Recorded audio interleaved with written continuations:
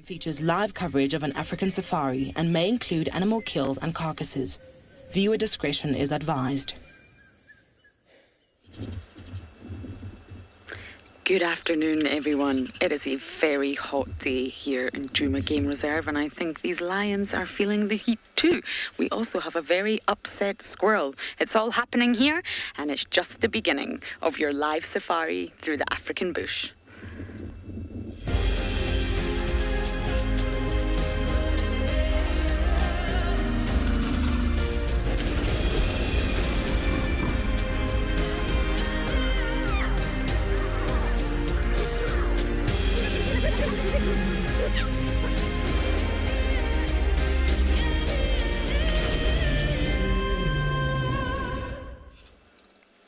Welcome on board, everyone. It's a pleasure to have you here on the very back of our safari vehicles across 6 different locations in Africa. This location, though, is Djuma Private Game Reserve in the Lowveld, and we are sitting here with the Nkahuma Pride and one Avoca male. My name is Lauren, and I do have BK on camera this afternoon, and they've just been watching a giraffe behind us. Interested, but not going to do anything about it. The noise that you can hear, or something along those lines, is a squirrel who has obviously just realised that there's a pride of lions at the bottom of the tree. Yes, horrifying. So because we're live and interactive, that means that you must talk to us. Please do send in your comments and your wonderful questions using the hashtag WildEarth on Twitter, or you can reach out to us using @FC on the YouTube chat stream. And of course, kids, you are the most important of them all. No matter which country you're in, you must also talk to us. But you use email, and the email address is kidsquestions@wildearth.tv. We can't wait to answer all these tricky questions that you have up your sleeve for us. There's a nice breeze starting to pick up, and it's really necessary today. I think water holes are going to be the best place for us to check because it's 31 degrees Celsius and 88 degrees Fahrenheit. So it is hot. We'll stay with these lions for a little bit, and then I do want to go check a bigger water hole called Chitwa for some elephants and potentially Miss Tandy.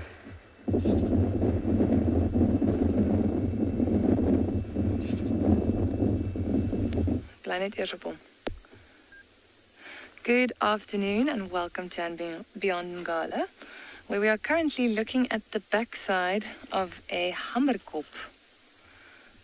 So the name comes from the shape of the head, which we can't see at the moment. He's just facing away from us, but he's wading through the water, just looking for something to eat.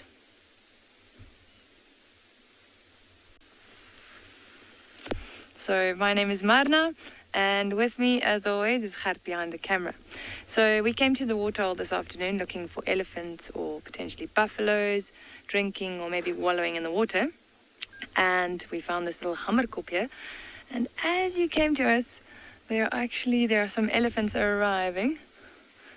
We'll look at them just now. So this hammerkop, we've been watching him for quite some time, and he's just been walking up and down the side of this little puddle. All right, this is quite beautiful. I'm just going to turn around. These elephants are passing us in the back.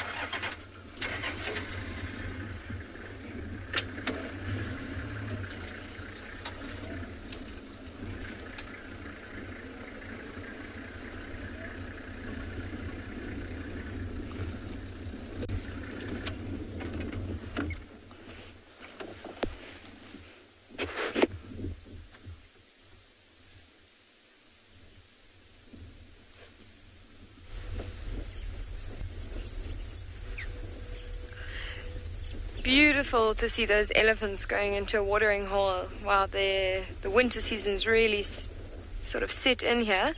We've managed to find a white rhino and a herd of wildebeest at this dried out watering hole while we've been looking around our western side of the reserve for cheetah this morning.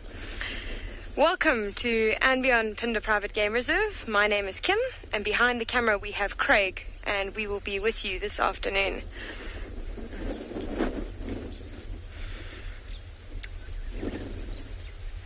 So if we're watching these animals, you can see just by the behavior, sort of what a hot kind of day it is here at andBeyond Phinda. You can see they're not doing too much of anything. In fact, moments ago, this white rhino was lying down right out in the open, just like those wildebeest are. It's quite unusual that it didn't choose a little patch of shade. There's not a huge amount of shade around, but there certainly is some just to the left and the right of him. Normally you would find in the heat of the day, if it got too hot for them to carry on feeding, they would just go off and lie in the shade. So I think this rhino is just sort of starting to wake up. He might decide to go and feed just now. I think he's just getting a little bit of his bearings. I'm laughing because the last time I completely ignored what was happening in the picture and all the rangers teased me saying, why didn't you point out what was happening? So I think I'll just talk about it now. So as you can see, like I said the last time I found a rhino doing this, he is indeed a male, and there has been some text published that when you can see he's just gotten erect now. And there has been some text published where you can see how it actually flipped up, and people speculate that it is trying to chase away flies, but it is actually just a reflex, sort of involuntary reflex that happens occasionally to all male animals. So it's nothing unusual. He hasn't spotted a female and suddenly decided he's quite interested. It's just possibly part of waking up. You know, he's been lying down and now his body is just naturally sort of waking itself up. I'm wondering if he is here because there's a little bit of water off to our left, just out of frame. This watering hole is dried up, but we do pump a little bit of water to this small little watering hole on the left-hand side, and that's why you see quite a few animals around us. So we've got this herd of wildebeest, this rhino, and we've also got some impala off to the right. So we're going to stay here and see if maybe this rhino gets up and starts moving, and hopefully has a bit of a drink.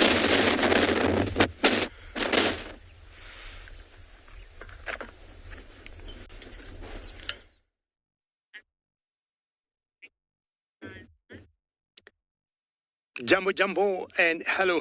Welcome to another part of Africa. I am in Kenya, and I think it's a very good way to start our sunset safari with lions, then rhinos, and now giraffes.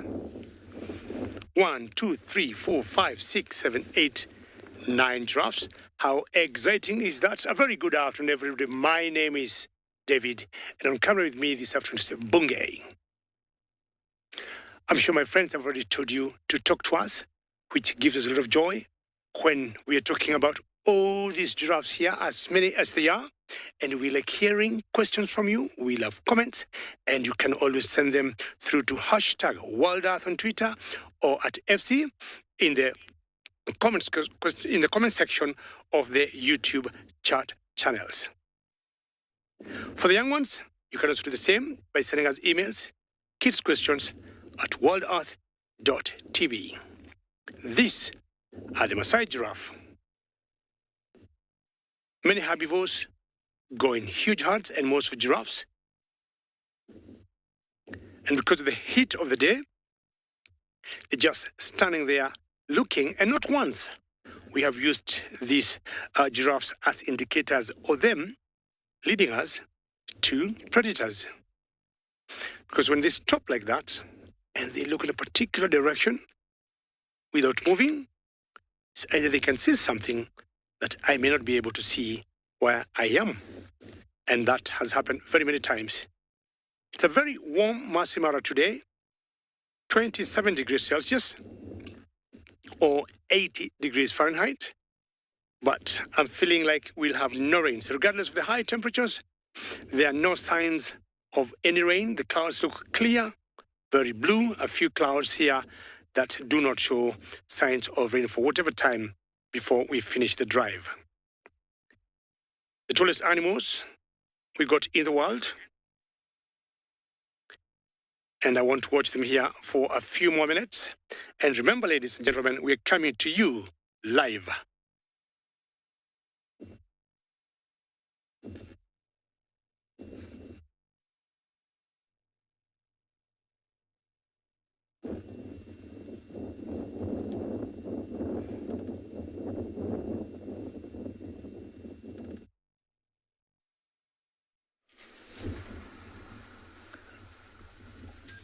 So these elephants have decided to come to the little puddle where we had the hamerkop before, and they are just having the time of their lives. Notice all the youngsters that are completely submerged in the water and the mud. So you'll see the adults still sucking up the water and then splashing it onto their backs, whereas the youngsters just fall into the mud and roll around. It is adorable. It is quite hot today, so this is perfect for them coming to cool themselves down. Look at that little one. It almost looks like he's struggling to get up.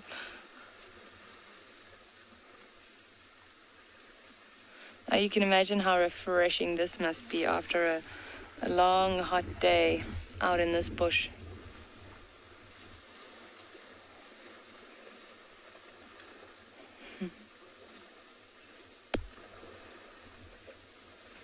So they walked over to the other side of the dam, and that's where they started drinking.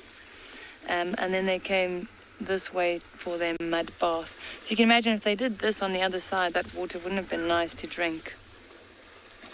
Very smart.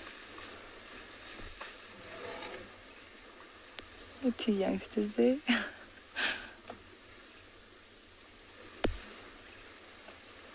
Now what you'll notice them doing is, like this female now, when she sprays water onto herself, she also sprays water behind the ears. Now, you'll see that the skin of the ears, it's really, really thin. Lots of veins running through those ears. So by throwing water onto the ears, it helps cool the blood that runs through it.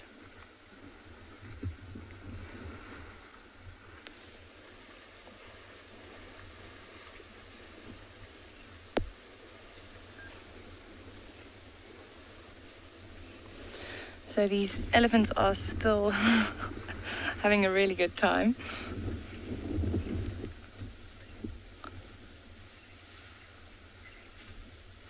And all of them covered in mud and water at this stage.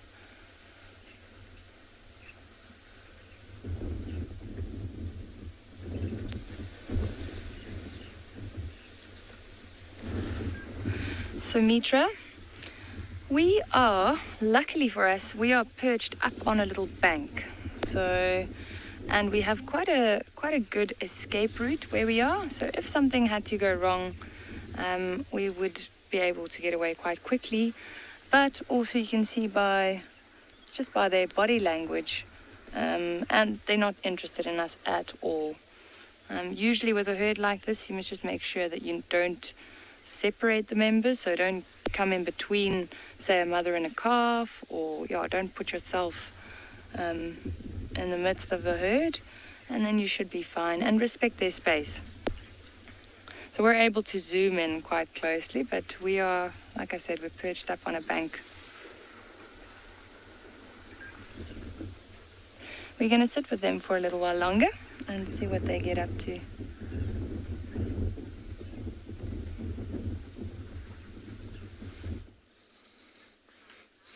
Well, hopefully they will go and have a good mud bath and, well, just do elephant things. As you can see, we've had some luck this afternoon already. We've managed to catch up with the little Princess Kalamba here at Djuma, and she's having a really good nap in the shade, and I'm not surprised because she was very busy last night, and even this morning she had a long walk, and she managed to even catch herself a scrub hare in mid-morning, so she's been good. My name is Tristan. On camera I've got Niels, and this is a very, very, very warm welcome to Djuma, and I say warm because it's hot, so you can imagine why she's in the shade.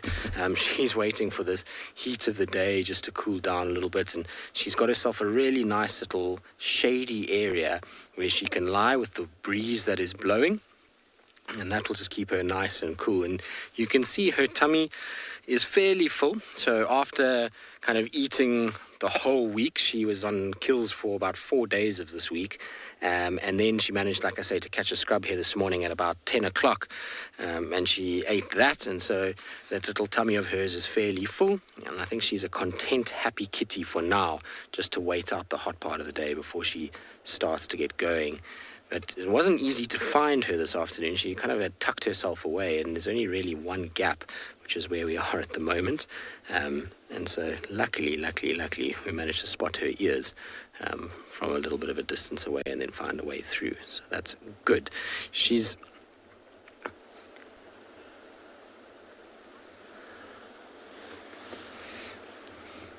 So again, are you asking why she's breathing so heavily? And the reason for it is that she's hot. It's a warm day here. The temperature is about 32, 33 degrees. There's a bit of a cooling wind, but it's hot for a cat that's covered in fur. And so what happens is that they have an accelerated rate of breathing is to help cool them down. At the moment, you can see her mouth is closed, but when her temperature starts going up, she opens her mouth slightly and she starts to do what's known as panting. So she starts to basically breathe over her tongue, and that causes a very, very cooling effect by passing hot air over a liquid surface, and that evaporation starts to take place, and evaporation is a cooling way of cooling. So she's doing that. The other thing is that she's quite full. And so a big stomach pushes up on those lungs. It decreases her ability for the lungs to expand fully, and so breaths are shorter and faster. But it's mostly due to the heat. If it was a nice cool day, you would find her breathing rate would be far slower than what it is. But she is absolutely beautiful, isn't she? I'm sure we're going to be in for a treat this afternoon. She generally entertains, and so we're just going to be patient and wait to see what she gets up to.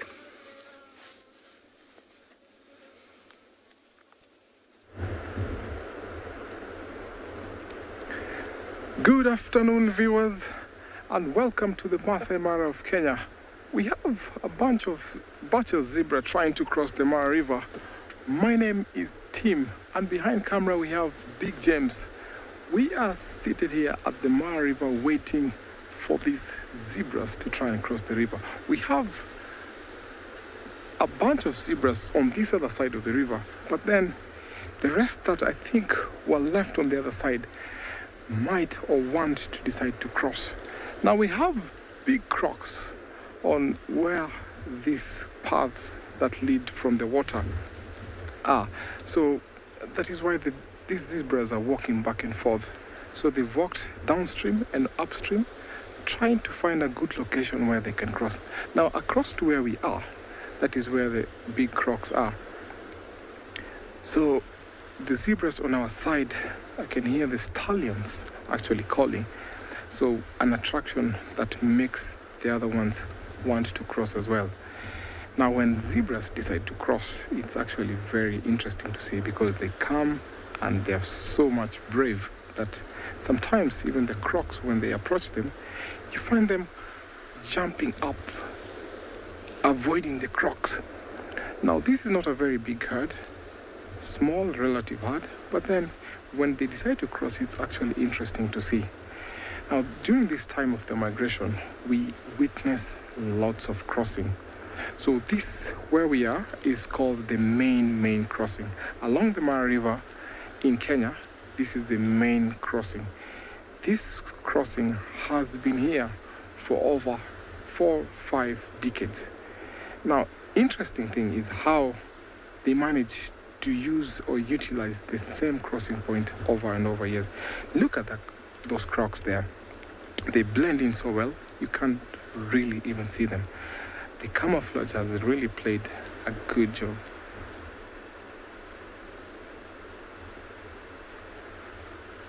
Sudan, thank you so much for your comment. Indeed. Now look at the crocodiles. They're so well blended. They blend in so well with the rocks. You can hardly see them. Now, the zebras are not sure whether the crocs are here, but most of the attacks come in the water.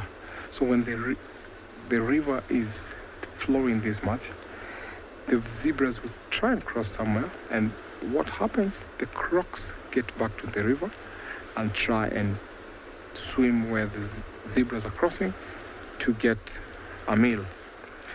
Now, they've not yet decided, so we're not sure who's going to be the leader, who's going to be first to cross. We'll be patient, because some walk downstream, while others walk upstream. But then we'll still wait here and find out what's going to happen soon.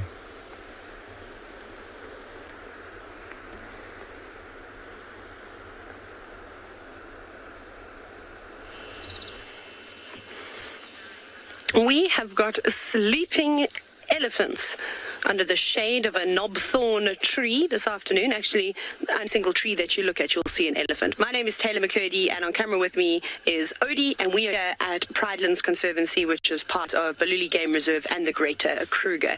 But it is a day for elephants, and hopefully we'll be able to take a closer look at them.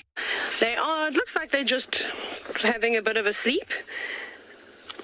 As you can see how they're all huddled together. Unfortunately, there isn't many trees that have leaves on them as we're in dry season, and a lot of the trees out here do lose their leaves, although this knobthorn is just starting to get some, providing them with just a small amount of shade. You can see all the leaves just in the middle. So you can see how big these are. They're so tall, a couple of leadwoods as well, but just not enough shade to keep a whole herd covered. You'd think that and have space wrap their ears and really cool themselves down. But it's okay, because Ndlovu Dam is literally less than 100 meters away, and it will be the third time that they go down to the dam if they head in that direction.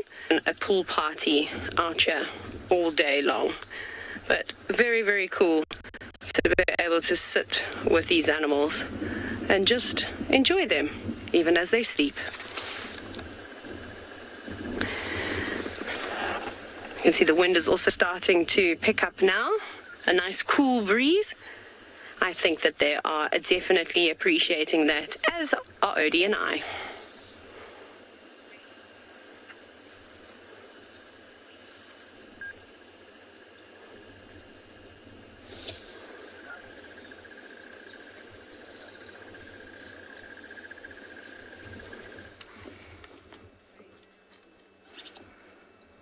Oh, hello. We're still sitting admiring our lions sleeping and thinking it's most likely they're not going to get up for quite a while. Now, I wasn't sure who the avoca was this morning, but it's actually Mohawk. I thought it could have been Blondie, but we got a good look at his face when he stood up to reposition, and it's definitely Mohawk, not Blondie. There's 3 members of the Avoca Coalition. Darkmane, who's normally with the other pride, the Talamati pride. And then we do have Blondie and Mohawk. Some of them have got blood on their necks. We're having a really good look here. Same as this morning. I think they did kill something last night, but I don't think it was big, and I don't think everyone got some. Some look slightly more full than others. And if it's just a small to medium-sized antelope, like let's go for an impala, that's not substantial enough to feed every single mouth. We've got 7 lionesses here, 1 male and 9 cubs. That's a lot of hungry bellies to feed. And an impala would not be substantial enough. It would be over very quickly as well. There's a huge herd of buffalo moving between Chitwa and Torchwood at the moment. So I just wonder, they might cross over onto Djuma. And I wonder if the Nkuhumas are following them.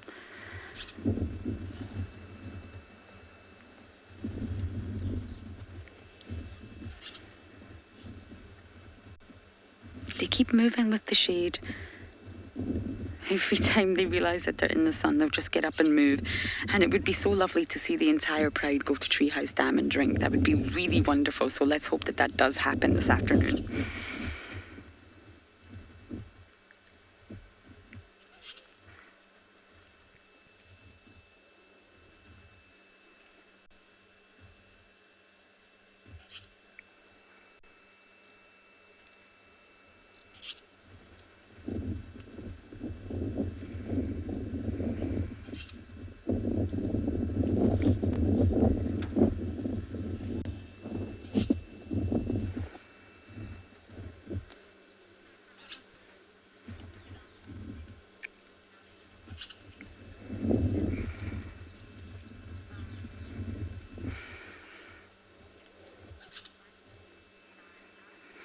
I still haven't managed to figure out which lioness is missing.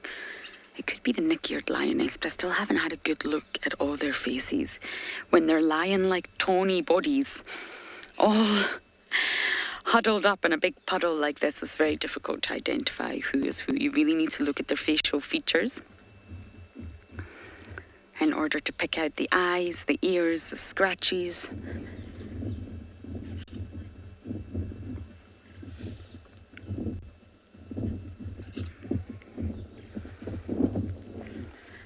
Did not catch that name, I'm afraid, but you're asking, are lions based only in Africa? Well, believe it or not, the species that you're looking at is the only species of lion remaining, and it's the African lion. This is known as Panthera leo. They're part of the Panthera genus of big cats that consists of 5, and that is tiger, lion, leopard, snow leopard and jaguar. That's your big 5 cats, and the African lions are only found in Africa. Their distribution used to be so much larger across the world, but sadly not anymore. The populations, lions are still in trouble, although we're very lucky to have many different prides in this area, the northern sector of the Sabi Sands, which sits on the sort of western fringes of the Greater Kruger National Park. There's lots of lions around, but in general, the distribution is so much less than what it used to be. Lions were far more prevalent. So I think we're going to visit a little water hole, and then we'll come back to our sleepy cats.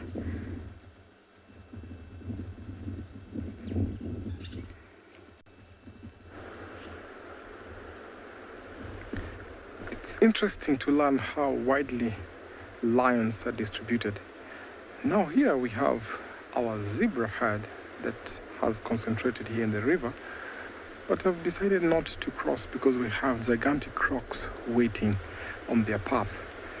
Now they have to move back and forth. Maybe they might decide to go downstream or maybe upstream where it's safer for them to cross.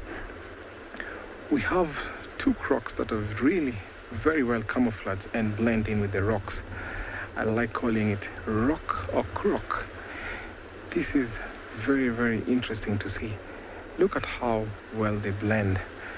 Now, if an animal walked to the river there or to the edge, might fall prey to those 2 crocs. Now, the zebras having a very sharp eye. I've really watched and seen these crocs, so they've decided to take a pause not to cross from that point. So one of them had decided to go up further away from the river, and I think the rest are not yet decided whether to follow that stallion or not. I can see they've turned their heads away from the river, meaning that they either might head back to the savannah and maybe walk downstream to a suitable spot where they can cross. Across to where we are, there's lots of zebras and wildebeest. This means that maybe they had crossed a little while earlier. So the ones sometimes when they cross in a very big herd and they're cut short by the crocs, the herd that is left always waits and cross another time. Now those 2 look like they want to choose a different direction, upstream.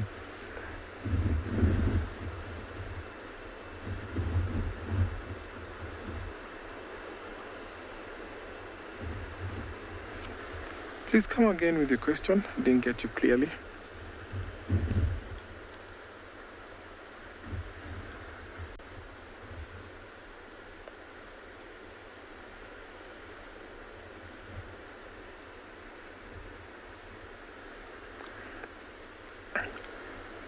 Thank you so much for your question. What year did the Great Migration start? Now, it's not known exactly when. So I reckon it's been over than 6 decades. Now, when I was growing up, I used to come with my grandfather around this area. Where those wildebeest are, I tell you, it was a big thicket. So it has slowly been cleared by elephants and other animals. So this has been going on for long. So I reckon more than 6 decades rather, the Great Migration has been happening. but the exact date is really not known.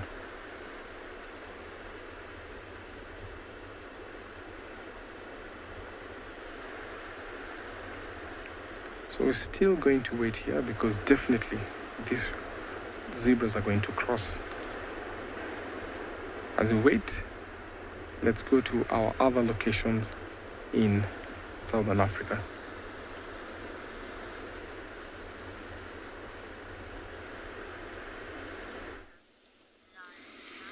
Well, that's the story of being out in the bushes. One has to be patient and wait if you are to see amazing things. And the crossings that take place on the Mara River are definitely worth waiting for, as is waiting for our leopard to wake up, because, well, when they get going, anything can really happen, and particularly with this leopard, because she is quite active when she does decide to wake up. She generally moves around quite quickly. She normally hunts quite a lot. She's been very, very vocal, calling a lot over the last few weeks, and we're still trying to figure out exactly why. We haven't seen her mating yet, so we don't know if that calling is trying to attract a male. But given that yesterday we tracked a male right where we are right now, I don't think it can be that. I mean, we haven't seen the male trying to join with her. We haven't found tracks of her and the male together. So maybe it's a situation where she's trying to set up a territory more than anything else at this stage. And she's trying to just make sure that when she does mate and when she does have the cubs, that she has a secure area in which to do it. So she's been very, very busy, and that means that if we're patient with her this afternoon, maybe we'll get something really decent later on. You never know what can happen if she starts to call. That can often attract other leopards into the area. Where she's sitting right now is on the fringe of the territory with her mother, and so her mother could arrive. You could get a male arriving. It also attracts often hyenas to the area. So there's lots that can happen, and that's why being patient out in the bush is one of the best things that one can be. A lot of the time, people come into the bush and they go to something, they see something, and they take a picture and they leave, and that way is always going to be very difficult to see interesting behavior from an animal, or to even understand the animal better. It's always worth sitting and being patient, and even when they're sleeping like this and it looks like they're not going to do anything, something can change immediately. We might have a herd of impala that walks past, or a Ngala that piques her interest, and all of a sudden she's up and moving, or like I say, another leopard around. And so you just got to be patient and wait, and eventually things will happen. And so that's exactly what we're going to do, and I'm sure at some stage she's going to wake up and give us a show.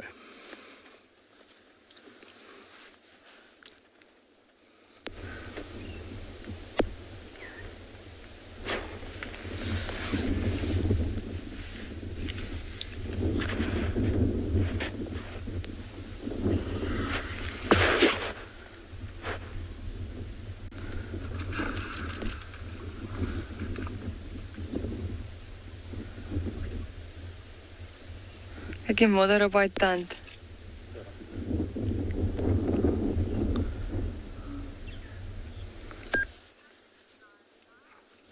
Right, so as you can see, we do sometimes have a few little technical issues out in the bush, and so you're back with us. Our leopard is still having a little nap at this stage. Not much has changed. She is taking it very easy. But what you can see is, do you see on her tummy, there's this kind of flash of light every now and then. And so that's sun that's hitting her tummy. And I wouldn't be surprised that she moves slightly. As the sun is moving this afternoon or during the day, so shade is changing. And you'll find a situation where she's going to want to try and get herself into more shade. And so that sun on her is actually not the worst thing for us. It could potentially start to wake her up a little bit, and we get a situation where her eyes start to open and she starts to think about moving and gets up and finds another little spot. But for now, she's a very, very potential.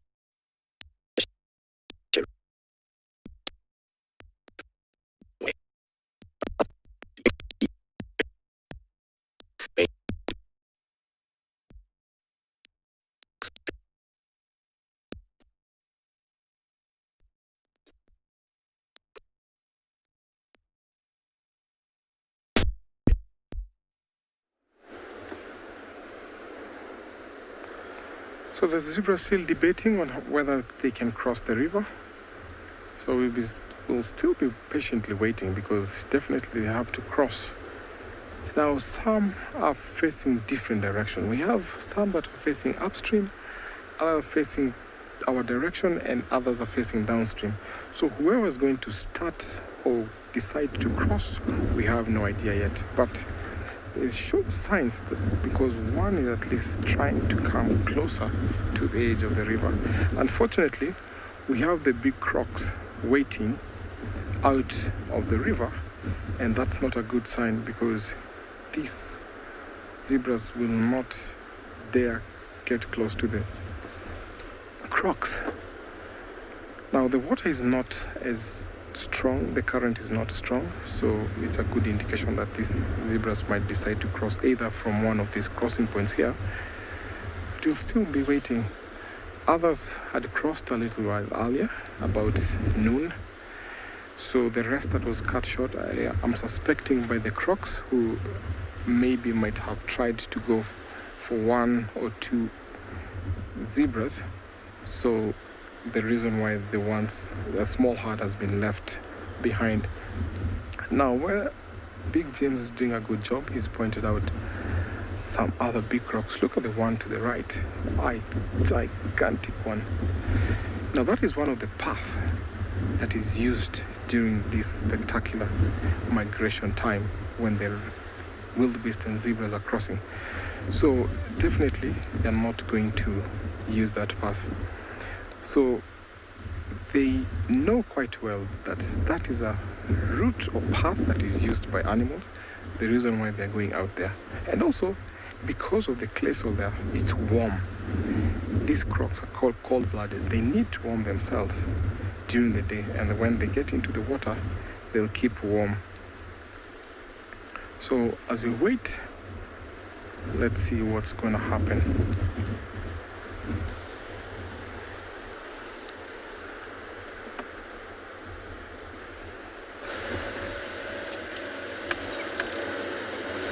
We've just caught up with a herd of elephants. We went to Treehouse Dam, which I thought was the best place, and I'm just going to slowly position myself out of their way to give you all a view of this herd. I'm just going to turn around past this mound, BK.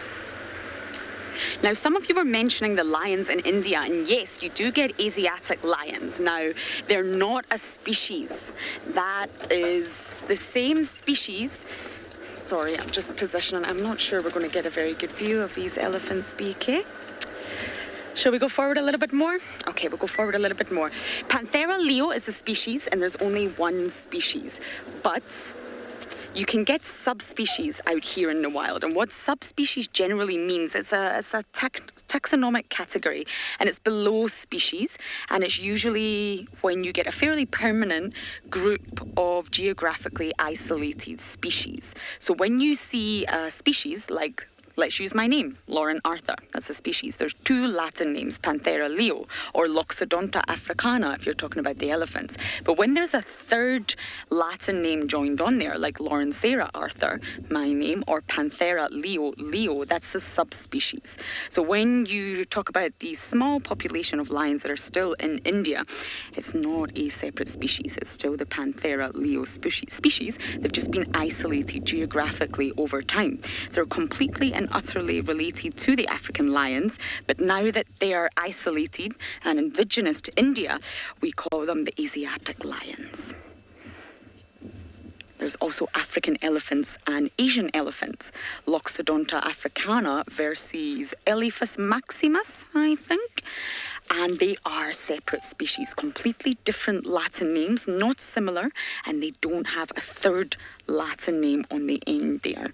So they're not subspecies of one another, not really related closely. Of course, they're both elephants, but they're completely separate species-wise, whereas the lions are from the same species and they're classified as separate species. So going back to your original question, there's really only one species of lions and a subspecies found in India.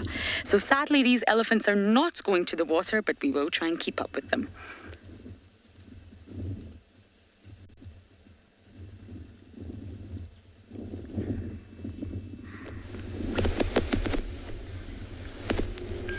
So we are still sitting around the waterhole, and this elephant bull arrived just after that large herd finished taking a bath. He came in and he did exactly the same thing. Now when he turns his head again, you'll actually still see some mud on his left tusk there. And just two little piles of mud that's just on it. He started quite conservatively, sucking up the water and the mud and just splashing it onto himself. And then it was almost as like he got frustrated and he started kicking the water around. And then eventually he went down and he just started rolling in it. And now he's just drinking.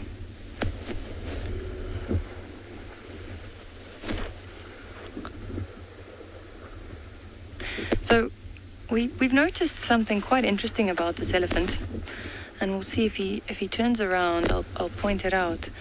But have a look and see if you can notice what's wrong with his trunk.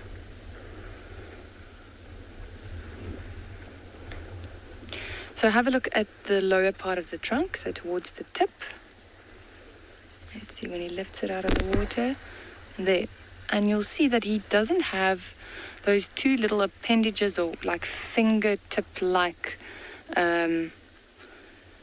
fingers that the other elephants have. So I don't know how he lost it. It could have been a snare or potentially a crocodile when he was drinking one day, something like that. But it was quite interesting to see when he was splashing water onto himself. He didn't have a lot of control over when he would release the water, so the water was just splashing everywhere. At least he didn't lose a lot of it, and it seems like he's coping fine.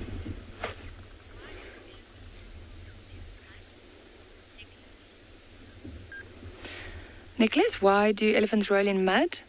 So it's to keep themselves cool.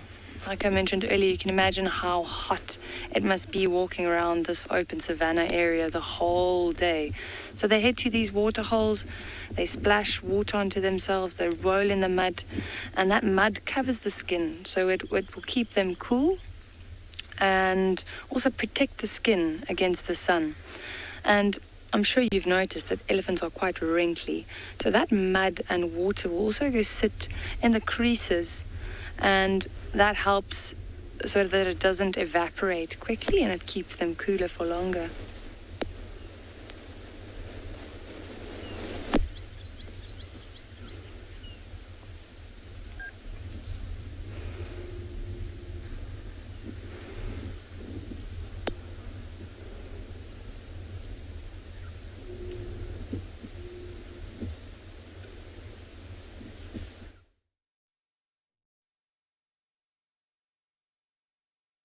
This area where I am, where you can see that bird and many other white birds that we call egrets and giraffes in the background, is also loved by the elephants.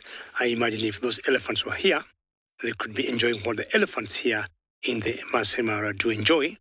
It's an area that we call the marsh area because it's always wet and green almost all around the year. But I got a feathered friend here, and this is the lilac-breasted roller, one of the most beautiful birds you'll see in Africa. And for only one obvious reason, she's perched up there to hunt. So if you look at her carefully, she keeps moving her head from left to right, finding out where she may spot an insect in the ground. Those are the hunting grounds, unlike some of the birds like the bee-eaters that will hunt while in flight, or swifts or swallows. The rollers, and especially this one, will always perch on a small little bush, like where she is. Look down. Any slight movement of an insect, be it a bee, be it a beetle, be it a grasshopper, she'll very quickly fly down, catch it. If it's too big, you see sometimes they'll use their wings to kill it or to subdue it before they swallow it. It's the national bird of Kenya. and one of the most colorful birds that you will see. I'm trying to think whether there's any other bird that has as many colors as the lilac, and I highly doubt. She's got about 8 different colors. She got a reddish brown in her. Jonathan, yes, you're saying this bird is so colorful. Very good, Jonathan. It is. And should you also have another, a question regarding this same bird, Jonathan, please bring it over and or send it over. I'm just trying to count you the colors that I know in this small bird here. And I say it got a reddish brown, and then it got white, it got turquoise, it got black, it got dark blue, it got green, it got a bit of yellow. Did I say white? If I didn't, then plus white, that makes 8 colors. And as I said earlier, it is the national bird of Kenya. Once in a while, you see them in twos, but generally, they are always solitary birds. Apparently, they live and eat, or they live and hunt reptiles. I'm talking of chameleons. I'm talking of geckos. I'm talking of lizards. And the last big hunt I saw with this bird was a snake. They look small, but they're very good hunters. If, of course, they get an amphibian, why not? This is just adjusting her feet there for a takeoff. Because what they need to do once they spot their prey, they need just to take off very quickly, go land on it. If say they catch bee, because they've been known also to catch bees or wasps, anything that can sting them, you'll always see them trying to beat them on the ground before going back to their place where they are going to eat their prey. Way in the background there, we got other birds, as I said earlier, and those egrets, which are very big than the normal cat egrets. And remember, we are coming to you live.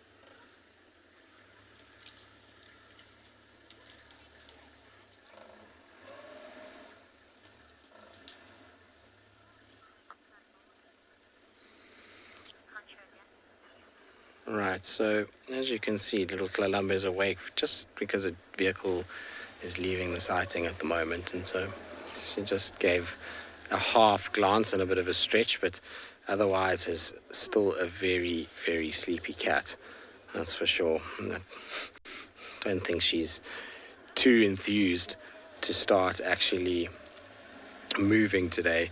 Well, not now at least. I think she'll start a little bit later, but for now I think she's happy just to take it seriously easy.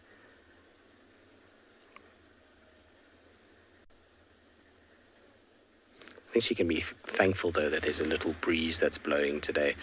Without that breeze, it would have been very, very warm afternoon. We would have had probably temperatures that would have gone into the higher 30s, but there's this nice cool breeze that's kind of coming through, and I can tell you from being in the shade where we are, that the breeze is most welcome. It cools things down quite nicely. So her being slightly raised on the bank with the wind blowing most certainly is going to be helping her to just stay cool. You can see that little tummy that's got a little bump in it. Like I said, she's well fed this week.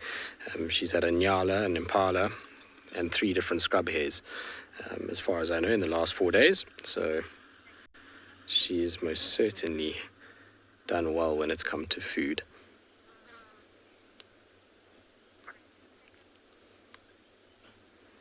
Absolutely beautiful though. Coming out at every 10, 9, 8, 7, 6, 5, 4, 3, 2, 1, 9, As you can see, our cat is just kind of every now and then again twitching. The ears are moving a little bit and her paw is twitching. She's had quite a few insects also landing in her ears. At this time of the day, in this heat, we often get a lot of biting flies that land, and also a thing called a stingless bee or mapani bee, and they are attracted to moisture. And so when they see the gloss of an eye or the gloss on the nose, particularly the shine on the nose or around the mouth area, they're attracted to that and they land on that and they can drive her absolutely mad. So when you see her ear flicking or her kind of moving her head or her paw coming over her head, that's all just to try and keep these flies away and try and get them away. Obviously, it's an endless battle and doesn't really deter them that much. I mean, we all know we've had flies around us or, insects trying to land on us, and when you swat them away, they often just circle back. But she keeps doing it just because her ears are very, very sensitive. So you can imagine when they touch those hairs in that ear or when they touch the eyelid or around the nose, all of those are very, very sensitive spots for her. And so she has a situation where she's got to be able to kind of get them out of there because it irritates her so much. And that's why you'll find that ear does flick from time to time. You can also see how she listens all the time. So whenever there's a little gust of wind, she'll listen. She knows there's information being carried on that wind, not only from sound, but also from smell as well.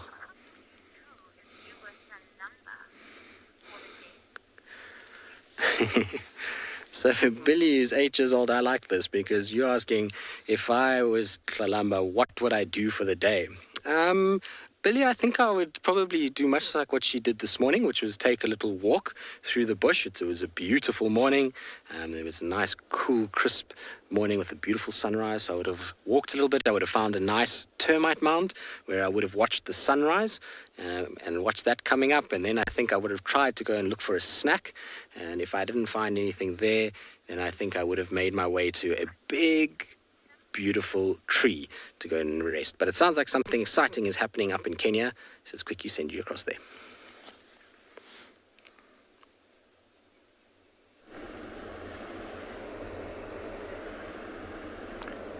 So there are zebras that were on our side.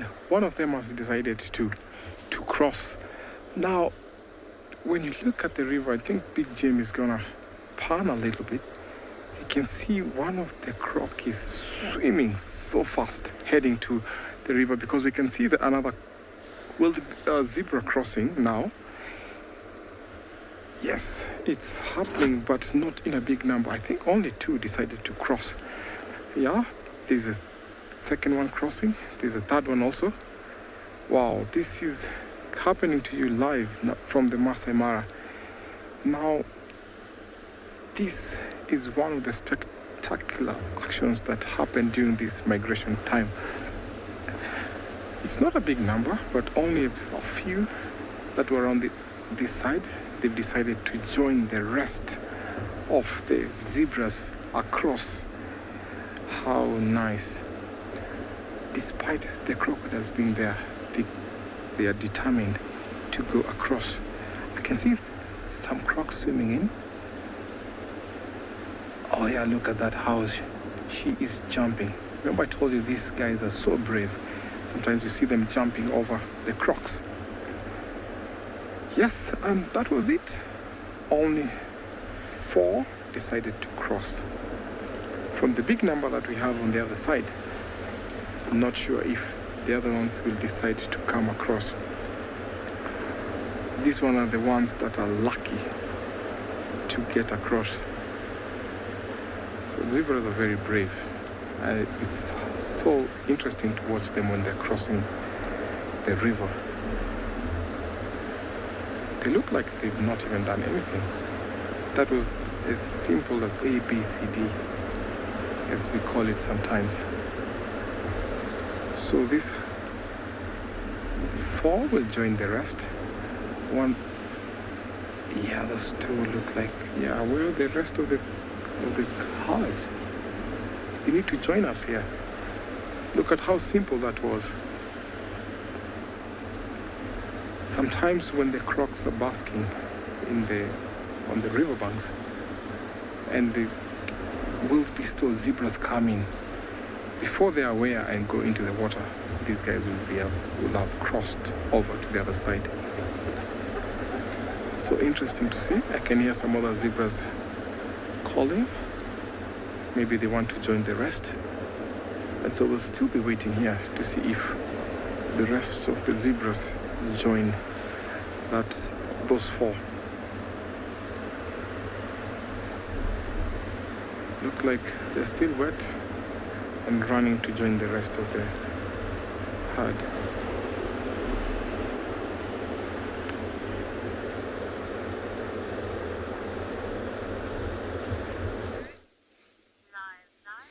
Those crossings are always so full of drama, and especially when you've got so many animals trying to go across these croc-infested waters. It's a crazy thing to witness. But Billy, I was still describing my day at Kalamba, but then I was basically, what I was going to say is that I'd find a nice shady spot, preferably a really big tree with a nice big straight branch, and I think I'd lie in that tree for most of the day while it's hot, and then in the afternoons I would go and try and find something to drink and have a bit of water, and then probably I would just go and kind of walk about and go and see what there is to see, maybe go watch some elephants, go and watch some buffalo, I don't know, whatever it comes my way, and then hopefully try and find some dinner. So that's what I think I would do if I was to be a day in Kalamba's shoes. I wonder what she would do if she was in your shoes, Billy. That would be quite interesting, is to see what she would do if she was an 8-year-old child, and then as a human, I think she would be lots of fun. She would probably enjoy playing, that's for sure. She already does at her age. She constantly is busy, so she has lots of energy. And I suppose, actually, if you think about it, she's a little bit older than that now. She's almost 3 now. But she's kind of the equivalent of a teenager in adult years, around sort of 14, 15 years old. But it's been so nice to be seeing her so much. Now remember, we are coming to you live from all over Africa, so remember #WildEarth if you want to ask questions. But we're going to stay with Kalamba and see what she gets up to.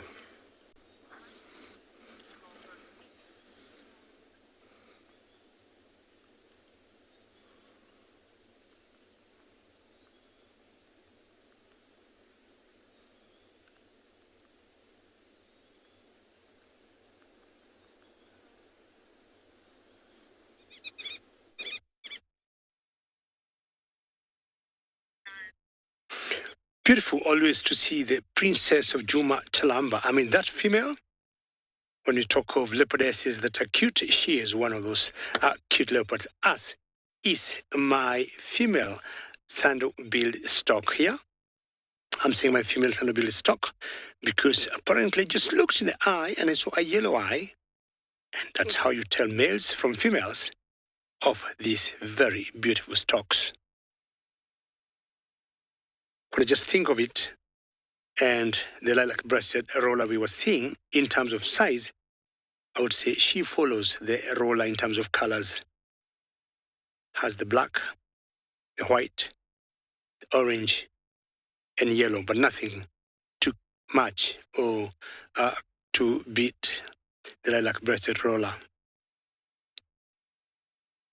Again, just like the roller we were seeing before, you always see them solitary. When you have seen many birds, many stocks, sometimes being omnivores, they'll feed on both carnivores and anything green they can catch. But this particular one here is strictly carnivorous. Fish, amphibians in the water, if you get frogs, if you get crabs in the water, any crustaceans, any invertebrates they can catch with their long beaks. Look at that yellow sandal there, and that's how they got their name, sandal-billed stock, like the sandal for the horse riders. At the very base of the neck, if it was a male, you get some small little yellow wattles hanging there, and the males have dark brown eyes.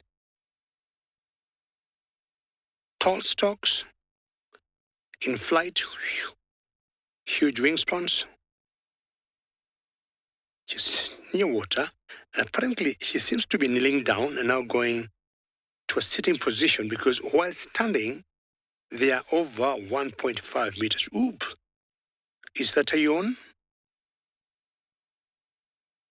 I would think so. And the second one, we have seen many cats, when they yawn, they always rise, stretch and move away. Let's find out if our stock will do the same, or will stay in the same position. Maybe I'll wait here a few more seconds, see if the mate will come as we take you to another location.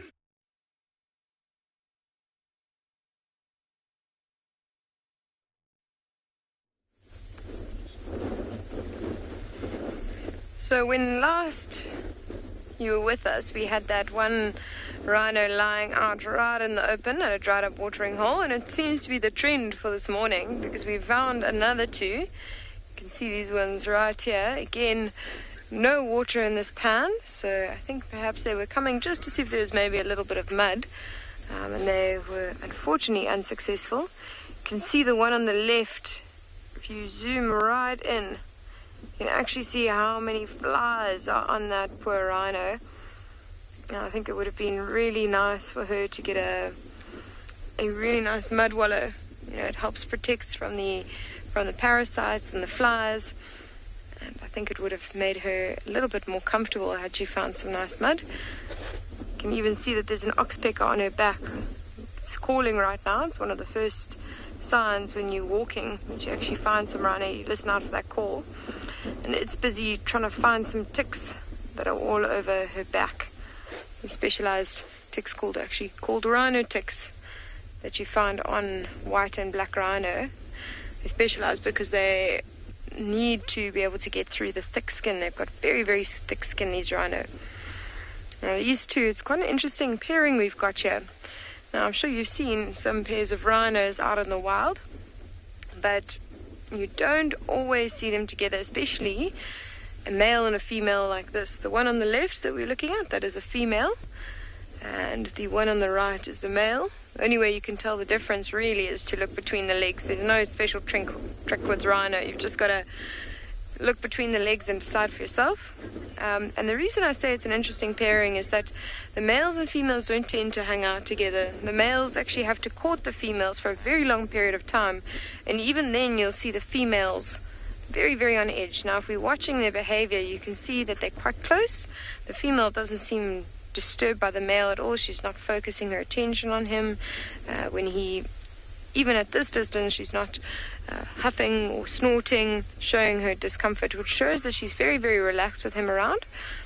And that would not be the case unless he had been courting her for a very long period of time. And just based on their size, I think they are just slightly younger. So my guess is that these are two younger sub-adults that have joined together to hang out just for a bit of added protection, to make them feel a bit more comfortable walking around the bush while they're still getting used to being by themselves. You know, the males will only reach their breeding age about 10 to 12 years, so I think he is a bit young. So we'll sit and watch these two for a little while. I think hopefully they're going to start feeding maybe a little bit closer, and we're going to stop and enjoy this.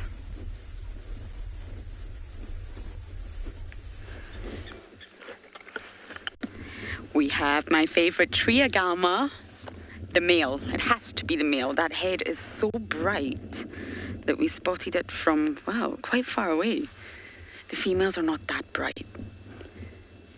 They still have a streak of blue, but it's really, really not as sort of vibrant turquoise, if you like, as this one is.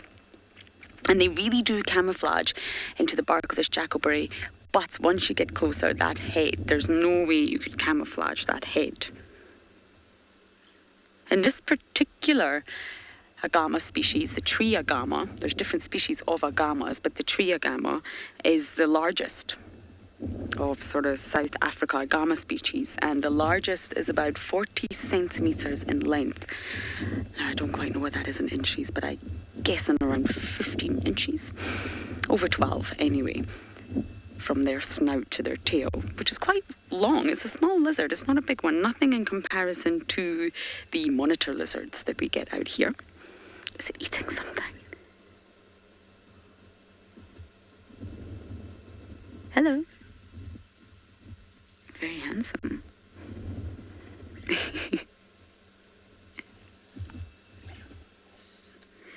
Now, unlike their very close relatives, skinks and geckos, even your house gecko, they can't shed their tail. So if you pick up a gecko, which I don't recommend anybody to do, they'll get such a fright that they'll drop their tail. They'll cut it off and they'll jump away, and you'll be left with their tail in your hand, and it will most likely still be wriggling, which is not very pleasant. The animal will still survive, and it's just a way to escape predators. It's fantastic sort of method of escaping a predator, especially one that's coming behind you. They're going to bite your tail and you're going to cut off your tail and run away and manage to escape. But tree agamas cannot do that, I'm afraid. They use a completely different tactic, and they try to always utilize the tree. So any threat that comes in, they always try to hide behind the tree. And that's why you'll see them circling and circling and circling round the trees whenever they see something approaching. The tree is their tactic. It's their guard. It's their security. And they also have very painful bites.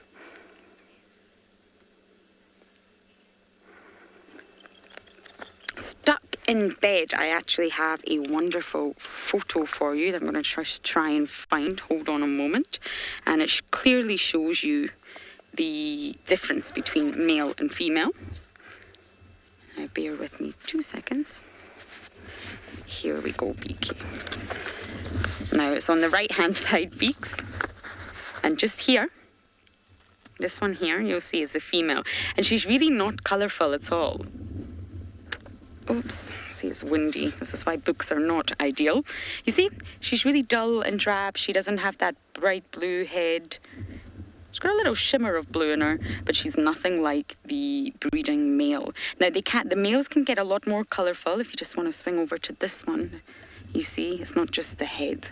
They can get really blue and it extends all the way down their body. But this is normally when they're breeding. And it's sort of a dominant male. They are very territorial anyway. And they're very territorial of their little trees, the tree agamas. The males will fight. They can fight to the death. And as I mentioned, they do have really painful bites. And it can inflict a lot of pain on the enemy and even humans. So not recommended that we touch these beauties. So we're going to keep bumbling south and see what we can find.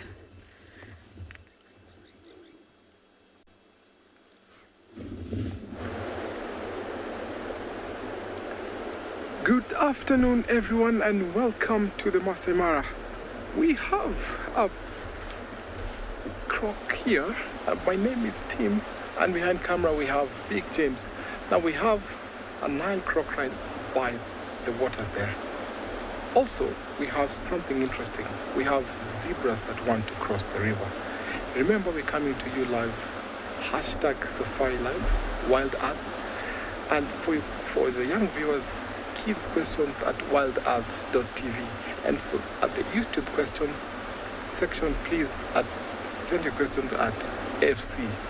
Now, this is very interesting to see because a little while earlier we had some zebras that decided to cross the river. Now we have some other zebras that are waiting again to come and cross. So as we're waiting here, this croc has really bled in. Big camouflage there. You can hardly see if there's a croc there. A very good thing to see. Now when the animals are crossing, sometimes they can trample over because you don't know whether it's a rock or a croc. This is how the camouflage plays in the wild. Now it's cooling down here. A good time for the crocodiles to go into the water. But as it cools down, we have others that want to come and drink. And that time, they fall prey to these gigantic crocs. So crocodiles utilize the path that are frequently used by the animals coming to drink water. And sometimes these animals use the hippo path to come and drink water. Now, we had about 4 crocodiles around here. Some of them went in because we had a few zebras that had crossed. Now, from where we are, we have lots of wildebeest and zebras. Not quite sure why some decided to cross and some others have been left behind. Simply because of grazing ground sometimes. Now, when we have lots of rain on either side, this attracts animals to cross to the either side. Where Big Jim is pointing, it's a crossing point, and that is the path that most animals use to cross from. Now, this area is called the main crossing. Along the Mara River of Kenya here, it runs about 60 kilometers through the Mara. And within the Masai Mara Game Reserve, this is the main action place, where the main crossing where the wildebeest cross at, or zebras as well. We have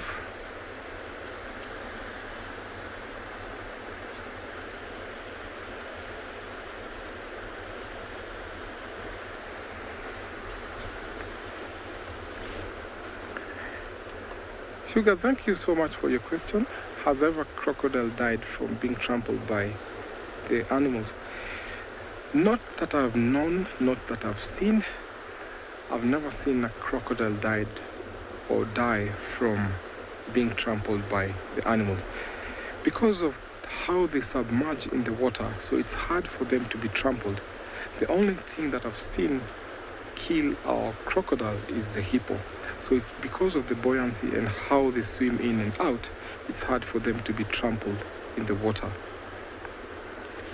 Now, the torrent is not strong, so this makes it easy for animals to come and cross. And sometimes they're also very clever, because where there's rapids and rocks, you find the zebras or wildebeest using those points. So as we wait here, we're going to take you to other parts of this live safari.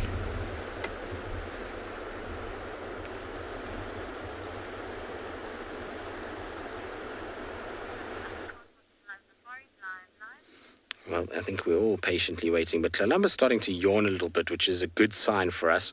That means that she's starting to wake up a little bit. She's starting to feel like the day is getting to that point where she can potentially start to move around. Yawning is always a great sign in cats. If you see cats yawning, it's typically an indication that they're starting to think about moving. And moving could be as much as rolling over onto the other side of her body. It could be standing up and doing a turn and lying back down, or it could be starting to get up to actually walk for the duration of the afternoon. So we'll just have to be patient in order to find out what the yawns are that she's having and what that indicates to us. But for now, still fairly kind of sleepy. Not often you get to spend time with her like this. Generally, if she's not on the only time she's like this is normally if she's got a kill somewhere close by, then she sleeps like this. But it's not common to see her napping like this without a kill. All right, well, we're going to be patient. Like I say, the yawns might indicate that she's going to hopefully move sometime soon. And, well, we'll just have to be patient and wait for it.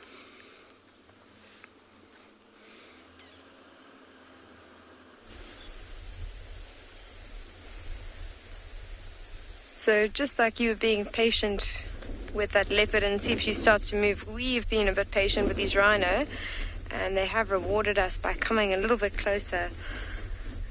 You can see that they're just stopping and actually facing their rear ends towards each other, just because they're a bit unsure of what's happening around them. I think they've heard me start speaking now. Their eyesight is quite poor. I'm sure you've heard that before.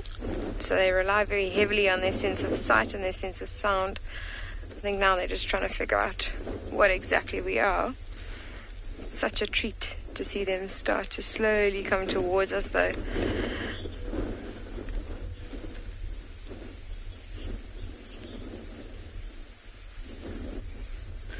So, Bryce, it's a very good question with regards to the rhino population. It is, with white rhino, I think it is still decreasing. They are still quite heavily endangered, and we are still losing a huge amount every day. The good news is that the black rhino population is on the uprise. I know a few years ago it was around 4,500. Now we're looking that it's in the 500s. And our white rhino population is about 19,000. Unfortunately, until something drastic happens with the demand for rhino horn, we are most likely going to still see a decrease in the population of white rhino, and it's decreasing quite steadily. I think they say that on average we lose about 2 every day, so that's quite a dramatic number of rhino, considering that their gestation is like 15 to 16 months, and the calves have to stay with the mothers for 2.5 to 3 years at least. So you can think, to replace those numbers, how difficult it's going to be with a population of about 19,000. So we are not out of the woods yet. Hopefully, we are going to see a decrease in the demand for the rhino horn, because it is just keratin, it's just the stuff that our fingernails and our hair is made out of. So there's really no scientific evidence that it has any medicinal properties. Luckily, at andBeyond Phinda, we've got a very, very low poaching rate. In fact, I think in the last 3 years we've lost 1 rhino to poaching. So we are very lucky to be able to enjoy a site like this and not have to worry about losing them. And that is largely due to the dehorning that we do. You can see that their horns are cut off, and we do that periodically because they do grow back. So it's not a one-time fix. A poor rhino, you can see its tail's right up. It looks a bit constipated. You often see animals lift their tails like that when they're trying to drop some of their dung. I think this one's just struggling a little bit. And see how beautifully these two are feeding together. It's quite lovely to sit with animals for a little while, because when we first got here, they were quite nervous. They were just trying to figure out what we were. And you can see as they start to relax, they start to feed, and they carry on as if you're not even there. It's wonderful to just sit and watch them feed and walk away.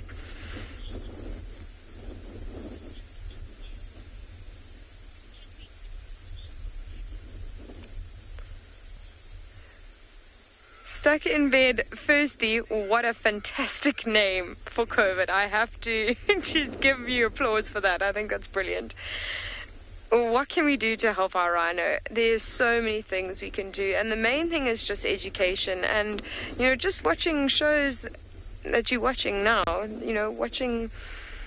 watching live streams and educating yourself on the importance of conservation. That's going a long way, because the more people who understand the importance and the needs for reserves like this, the more support they're going to get, and the better chance we have of keeping them alive. I think reserves that exist to sort of keep these animal populations are really the only solution. There's a lot of money that goes into it. We need land. Ultimately, land is the key. And I suppose anything you can do to contribute to certain funds, like the Black Rhino Range Expansion Project and Rhinos Without Borders are 2 fantastic sort of initiatives that we've taken that are trying to help the population of rhino. Rhinos Without Borders are sending rhino to Botswana to try and start a population there where the poaching is much, much lower than South Africa. And Black Rhino Range Expansion Project is a similar sort of concept where we're trying to expand the range of the black rhinos so we can have a more healthy genetic population. And I think the main thing is just education. The more people who understand the difficulties that rhino face, and more people that understand that really there's nothing behind this myth of rhino horns doing anything medicinal, the better these rhinos, the better chances the rhinos will face.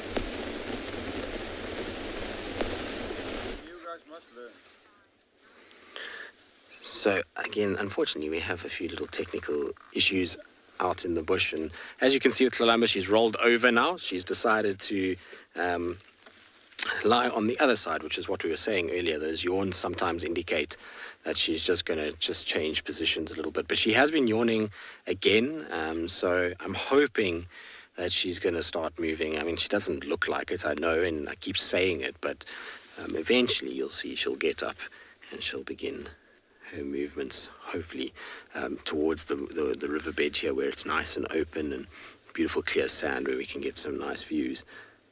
She's absolutely magnificent, though. And I love the color of her coat. So yesterday was with Sabui's cub, who's a very different color. But it sounds like there's action in the Masai Mara, so we're going to send you up there.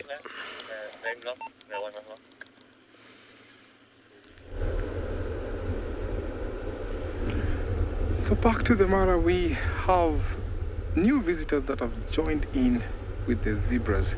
We have wildebeest, and luckily one of them has decided to cross. Now these other ones are waiting to see if there's any casualty or maybe join them. Now they're slowly gathering to the bank. See, the zebra is leading now, while the other wildebeest has decided to head back.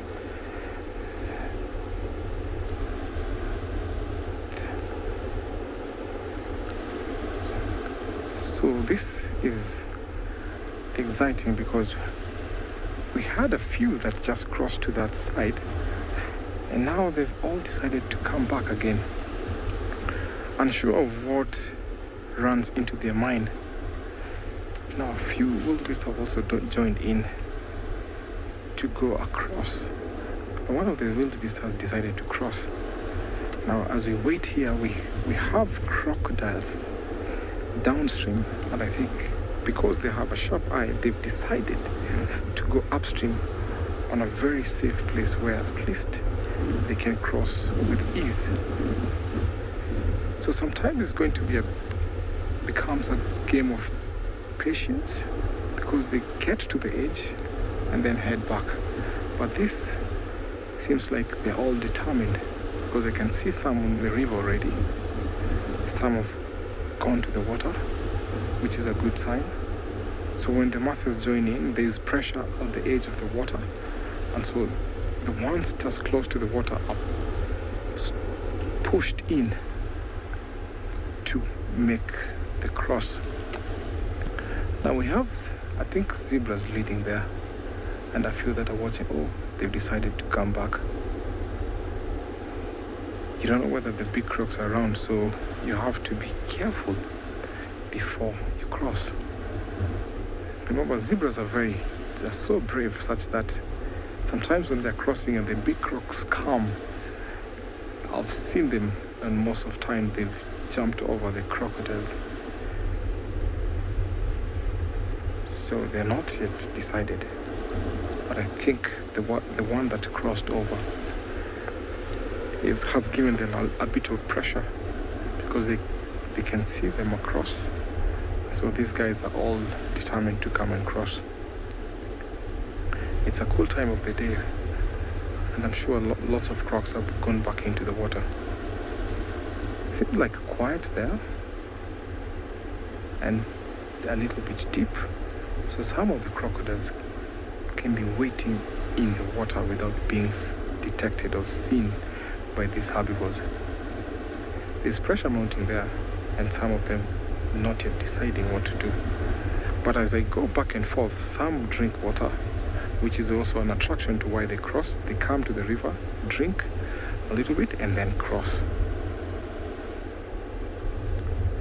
Now that seems like a point where they all might decide to cross. If not, they might walk downstream. The few wildebeest that, I don't know what, something spooked them. Now they're walking back. Yes, I think they've decided not to use that crossing point. Could be there's a croc in the water, and so they might go to, one is going downstream. I think he's decided to at least drink some water before he crosses over. But the rest are still waiting, not sure. So the leader, who is the zebra, will jump into the water. Crossing fingers for this, because it's so exciting to see how zebras really jump in and rush, cutting across the water. We don't have as leader yet, so we still have to wait patiently before we witness this spectacular.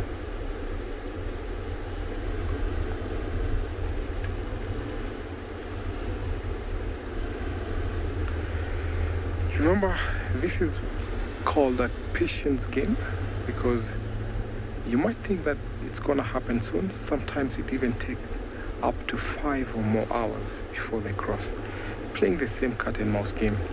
But if I tell you, if there was a big herd, then it would have been easy for them.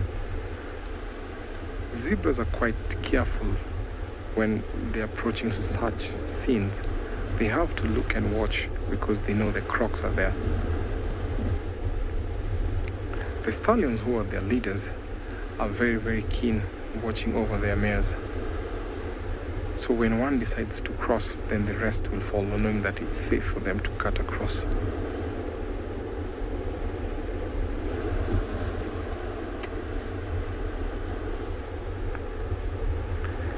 Now look at them.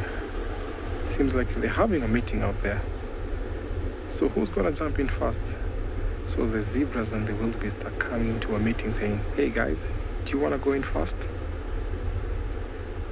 But I think the wildebeest are not responding yet.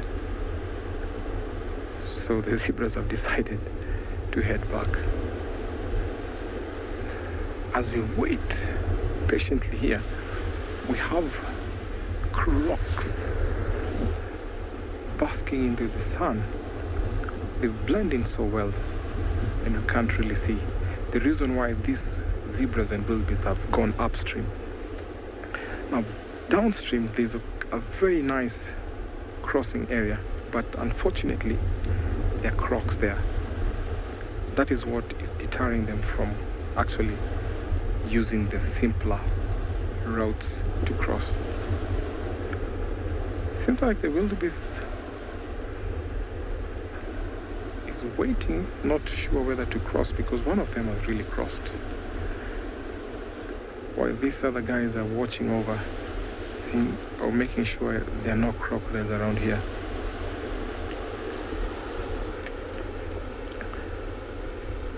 Now I tell you where those zebras are. We had a few of them, four in number, that went across. Now they've decided to head back.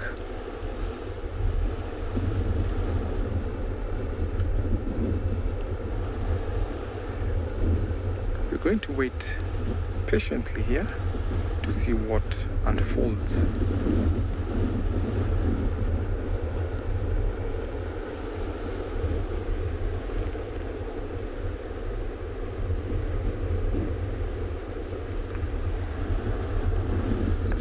Showing there. Unfortunately, with those crossings, that's all you can do is you can sometimes sit for hours and hours and hours and wait, and you get these moments where they come down to the water's edge and then they turn and go back and forth. I remember once being in the Serengeti and we waited for 13 hours and they didn't cross, and we went back the next day and it was about another 9 hours until they eventually went over. So it sometimes can be a very long wait, and you just got to hope that eventually one of them makes the decision to cross. What we also need is our little leopard to make a decision to start waking up a little bit more. For now, she's still very much asleep. The good news is that the temperature has really dropped quite nicely now. It's far more pleasant, and she definitely is a lot more twitchy. Every time the wind is kind of gusting, she's starting to kind of lift her head slightly and look around, and she's definitely going to get up at some point. It's just a matter of when. So we'll just have to be patient in the hope that she does.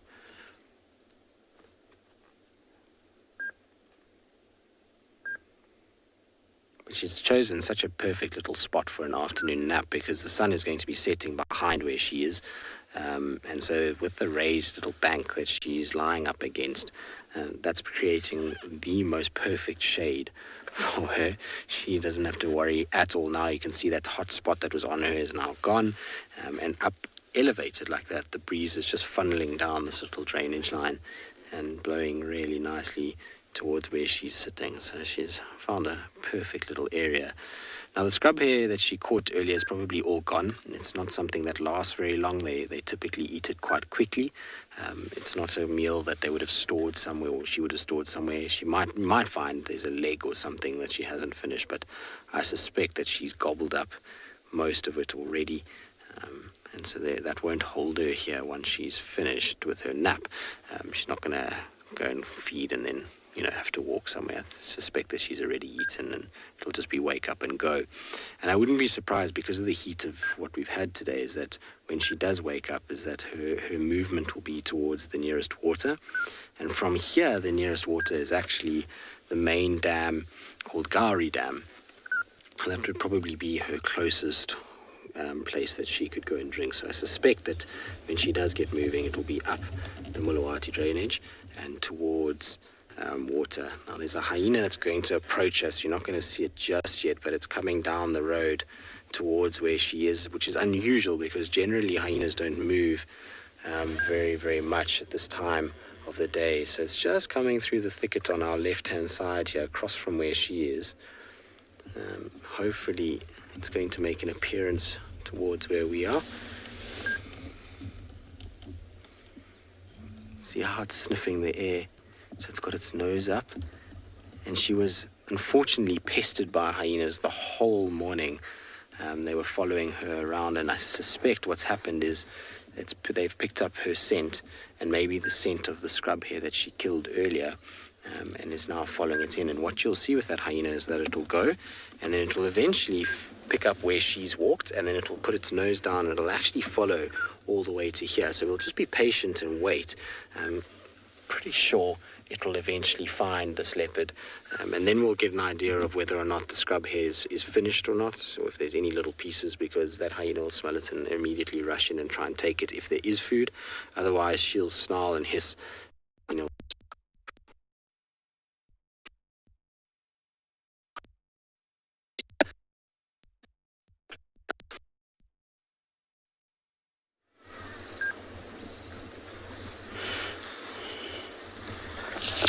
Sorry about that, everybody. Hopefully you can hear me loud and clear. I'm not going to touch anything. Anyways, we're still at Ndlovu Dam, where the elephants have come and gone. There is just these two boys left having a bit of a tug of war. However, we did have a really funny moment. There was, I think, maybe 5 minutes ago, I kid you not, there must have been about 40 or 50 elephants all leaving the dam. They've had their wallows, they've swam, they've done their thing. And there are two buffalo bulls that have now arrived at the dam at the left-hand side. But they obviously weren't here. They were in the way of where the elephants were walking. So one was up on the dam wall and the other one was down, lower down. And I kid you not, one buffalo bull stood there and would not let any elephants pass. It was not moving. It was not doing anything. They are the most stubborn animals in the entire world. And all the elephants ran away, including Susan. Susan, she flared her ears out, she trumpeted, and she ran as fast as she could because of one buffalo. It was quite funny to see them all disperse like that. Boys, now you can have the entire dam to yourself. If that's what you wanted, you've achieved it. But it's more entertaining where Odie is heading to. That's because of the two young bulls. I'm sure it's the same two bulls that have been tussling all afternoon long.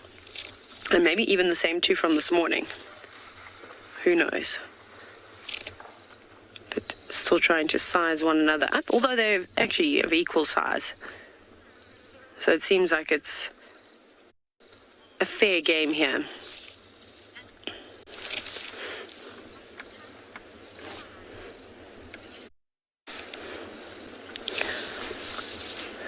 RF, I'm not actually sure if I know the answer to this. You've asked at what tusk length does a bull become a tusker? I'm actually not sure. I'm sure. I haven't got a clue. I honestly don't know why I don't know the measurement. But if you, maybe there is a recording of it, and whether it has to do with thickness and length. I don't know why I don't know that. I feel like I do know that, and I've just completely forgotten about it. Do you know, Eddie? Oh, what are you doing? Just laugh. Oh, telling me to watch my head. Sorry.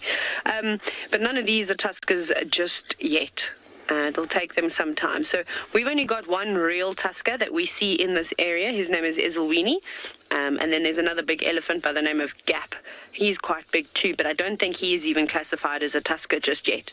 So there must be some kind of a length with the savanna elephants. And I'm sure that will be different to the, I suppose, forest elephants get enormous tusks as well, and they grow so straight. But even in East Africa, there must be some difference between the elephants up there and the elephants down here in Southern Africa, because there is a notable difference in their tusk size and shape. But what that is, I have no idea what the measurement is. Sorry, RF. I've not been a good safari guide this afternoon. But is it Kumo that I think has arrived here? Don't worry about, we can maybe just look at these guys. They might be a bit easier to film. So Kumo was at my tent this afternoon. He has also been at the dam earlier today, but he's back again. And he came through and said hello to all the cows that have been around in camp. He's obviously been a bit sheepish as of late, because he had hiding from another elephant bull with a rather large tusk, and they call him one tusker, and he's just disappeared. He kept away. He said, fine, you can have all the girls, that's fine, no problem, I'll wait until you leave. I like to live here anyways.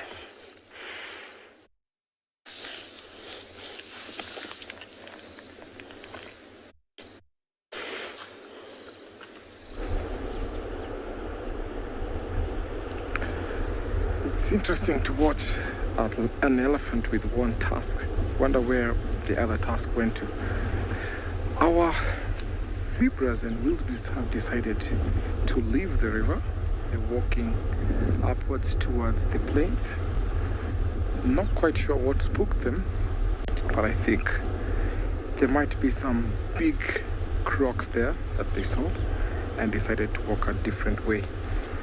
Now, probably maybe they might try and walk around and head downstream, as most of the crocs are not around in their vicinity. They've gone into the water.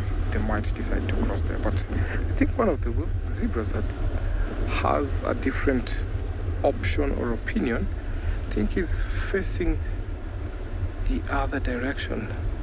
Look at him. He's still determined to go back to the water. And well, he stops to stay around that area. The rest have also stopped to look around. Now remember, zebras have a sharp eyesight. So when they're congregating with wildebeest, it becomes a good security for them, because the safety in numbers, and when these herds mix, then they play a vital role in security. He's decided to join them. And they'll still be grazing slowly, but they are determined to cross. It's only that we don't witness the crossing at night, but it's reckoned that, and also it has been witnessed by some other people, that indeed zebras and wildebeest cross at night. Only that we cannot be out here to show you that spectacular thing happen at night. Then we have a lot of impalas around here, which is a mixed herd also. They're playing an advantage because they have the wildebeest and the zebra around, so if there's any danger, any of them snorts or maybe gives an alarm, then they also run a different direction. Now, that is a raised area, an indication that when there's a predator walking around, these guys will be able to see. And that is one spot that they like resting at night. So most of the plain games, including impala, wildebeest and zebra, they congregate at night at one raised area where they're able to see all around, like 360 degrees angle. So those zebras have decided to run, while others have decided to walk. Maybe they might go to a different crossing point. We have multiple crossing points along the Mara River within the reserve and within the Mara Triangle. Remember, this river cuts across in the park about 60 kilometers. So with that 60 kilometers, can you imagine how many crossing points there are? But this is the major one, the major crossing point. We call it the main crossing. Yeah, you have to look around because at this time of the evening is when predators might try to go for an ambush. Leopards at this time are stretching, trying to wake up. About time to go for their activity, which is to hunt. It's getting cooler here, so a good temperature for them to cross the river. Now, as we wait for them, because this is a game of patience, we still be around here to see if they might decide to come back to the river.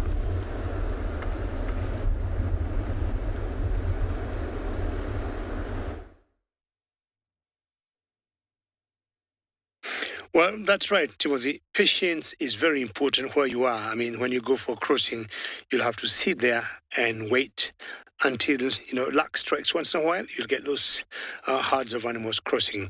Now, I've also been very patient with an eagle here. Only that's a bit far now. I don't want to ask you the name of it because of the distance.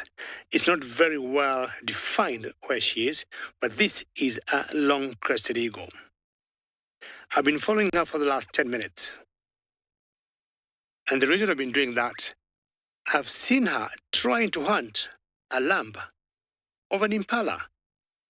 I haven't seen that before.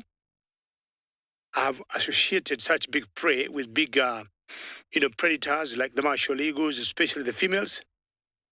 But this long-crested eagle has been following a baby impala for like a whole 10 minutes. So every time she sees where they are, she flies, patches herself, tries to calm down, and the mother runs with the baby.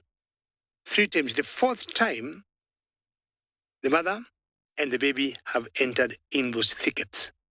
And I think that was the end of the game for this long-crested eagle. I have never seen a long-crested eagle hunting such a big prey. Normally, they'll go for rodents, rats, mice, small little reptiles like lizards or agamas in the grass. You'll see them catching other smaller birds, either kill them on the ground or where they catch them, then fly somewhere like on top of a tree and feed. The other day I saw a tawny eagle devouring an African rock python, which was very special. And I would say this could have been a big sighting for me to see a long-crested eagle hunting and probably getting a lamb of an impala.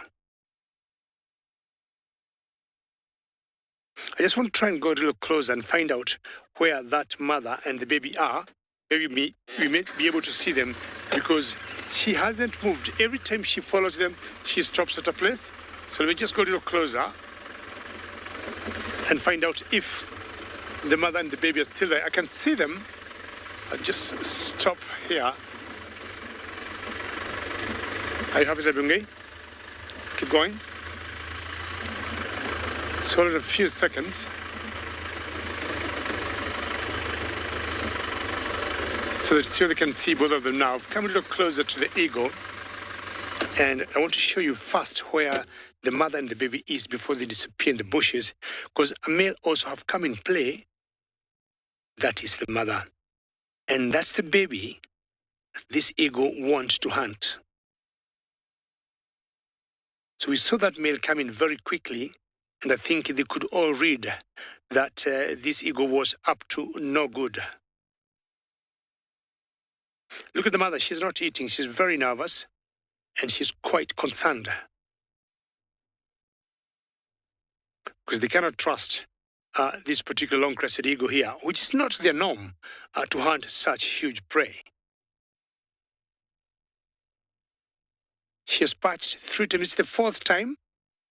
And I wouldn't want that impala to come out again with the baby. I'd want them to remain in the thicket because they have better chances of avoiding this raptor if they stay in the thick vegetation there. She goes. Let's find out where she goes. You see? Still following them. And I'm sure she's got a patch on that tree there. Now she's directly above that baby.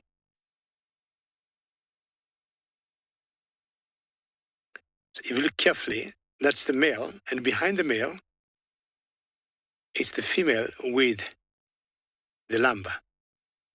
Again, you notice she isn't eating, she isn't bothered, because she can tell there's a bit of concern here if her baby will be taken by this ego. It should be a first for me, and it's not surprising. I mean, we'll always have, hunts that are out of the norm out here in the African wilderness. We know what particular predators prey on, but once in a while we'll always see an unusual hunt or a predator going to what they're not normally used to. There she is. She's flying down. Okay, luckily she just flew over them. Taking a different tree. Very good camera work there, Bungay. But I'm very convinced she's very interested with this baby. See, the male has stopped eating also, because I'm sure he saw her fly above them. And going to be something interesting. Not sure she's trying to intimidate them, and then the mother will take off and leave the baby behind.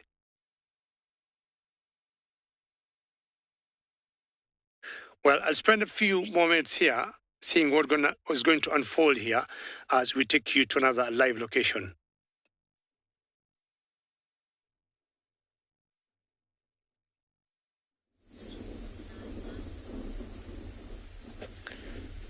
So we've since left those rhinos, and we came across this beautiful picturesque scene while driving through these open plains that you can see behind you. We were seeing if there was some cheetah activity in the area, and we came across a beautiful journey of giraffe. And this one actually we decided it was going to come and drink, so from far we came and positioned ourselves by the water, but it seems to have a very quick drink and walked off. So obviously it wasn't too thirsty. When you had a look at it, you could see that one was not in the best condition, so it's a little bit of an older giraffe.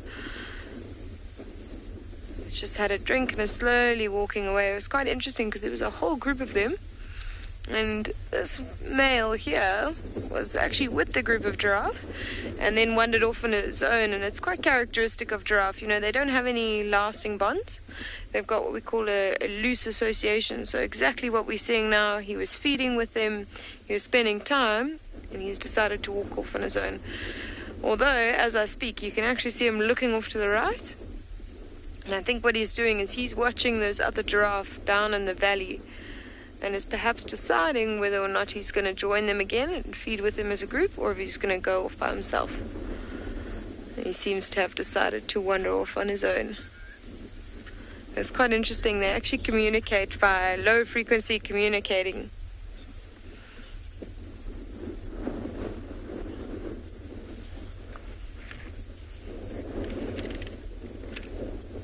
So, Thomitra, there's been quite a bit of debate about the different breeds of giraffe. What we're looking at here is a southern giraffe, and the most accepted sort of way seems to be the 4 different species. So we've got the southern giraffe, the northern giraffe, the reticulated giraffe, and the Maasai giraffe. And those are the most accepted sort of species. Now, it suddenly became like a recent discovery that they are in fact very different species. We always used to think that they were all the same. And there's no huge difference in terms of the actual sort of patterns and coat patterns. They don't look distinctively different, but they are genetically different, and so different that they won't even mate in a wild environment.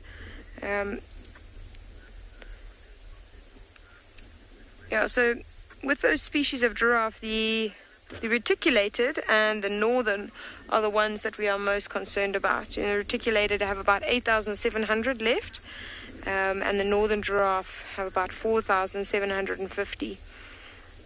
And the reticulated giraffe are probably the most easy to tell apart, as they have white streaks down their legs, and the Maasai giraffe are more distinguished because they're apparently generally darker, although you can get, darker variations in all the species. We're going to carry on looking for any signs of this cheetah, and hopefully we find something this afternoon.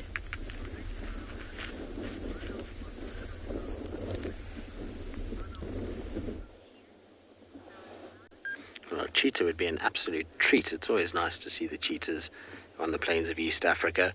I've got some fond memories of following some of the cheetah around there in the Mara Triangle. As you can see, not much has changed here with our rosetted cat, Kalahari. She's still sleepy and taking it very easy.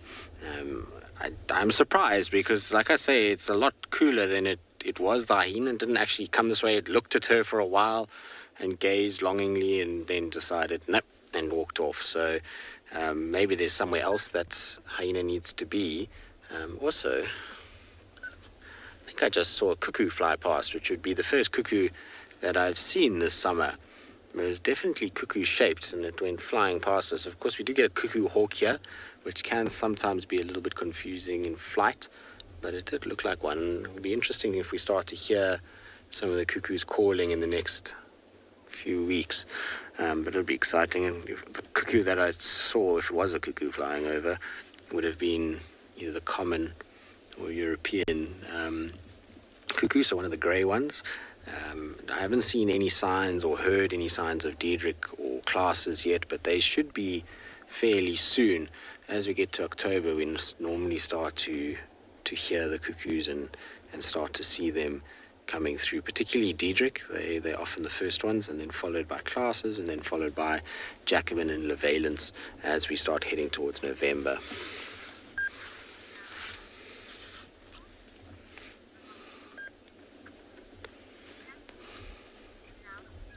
Now, you're asking if leopards are the most independent cat. Not necessarily. I suppose across the board, male and female, of the big cats, yes. Because they, both male and female, are not going to form prides or coalitions, whereas cheetah, lions, you'll get males that will form coalitions in cheetah, and obviously in lions is a pride structure and male coalition, so they are both. But I'm just trying to think, if we're talking cats worldwide, then no, there's other cats that are out there that behave very similar to leopard. In fact, I had a wild cat a few days ago, which was really, really cool. Unfortunately, I think I scared the daylights out of that wildcat because we heard birds' alarm calling, and I came around the corner and this wildcat just saw us and just bolted. So they're pretty much on their own unless they're mating. Servals on their own unless they're mating. Black-footed cat, these kinds of things are all jaguars, tigers to a degree as well, if they don't have cubs as a female. So there's a number of different cats out there that have a very similar life that a leopard does in terms of its solitary nature, but in terms of the African big cats, yes, it is the sort of most, it's the one that spends the most time on its own as a loner. It would be really cool, though, if you could get a male coalition. Imagine how amazing that would be to have sort of 3 male leopards moving around together. I think they would cause havoc. It would be quite fun to watch what they'd bring down. We know male leopards are powerful creatures, and already we've seen male leopards in the past take down young giraffe, rhino calves, buffalo calves, fairly large male kudu. And so you can imagine if there was 3 or 4 of them together, what they would actually be capable of. It would be quite fascinating to watch. Of course, this probably wouldn't happen, but you never know. Strange things happen in nature, and you can never say never. Who knows, going forward in the future, maybe there will be 2 males that just decide to hang around together for a long period of time. But it's highly unlikely, that's for sure. And would be, I think, something that would cause quite a stir. Anyway, Kalahari, we are going to be patient. We're going to wait. Hopefully she's going to wake up. I'm sure that she will. It's getting to the right time of day.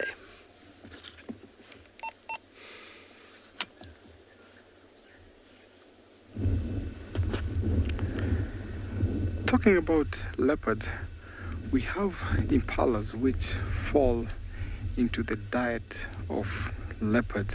So this is one of the preferred prey for leopards. Now here we have a harem.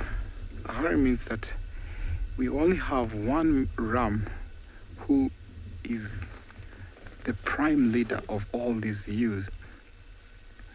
Now ram impalas will defend and protect the females from other intruding males.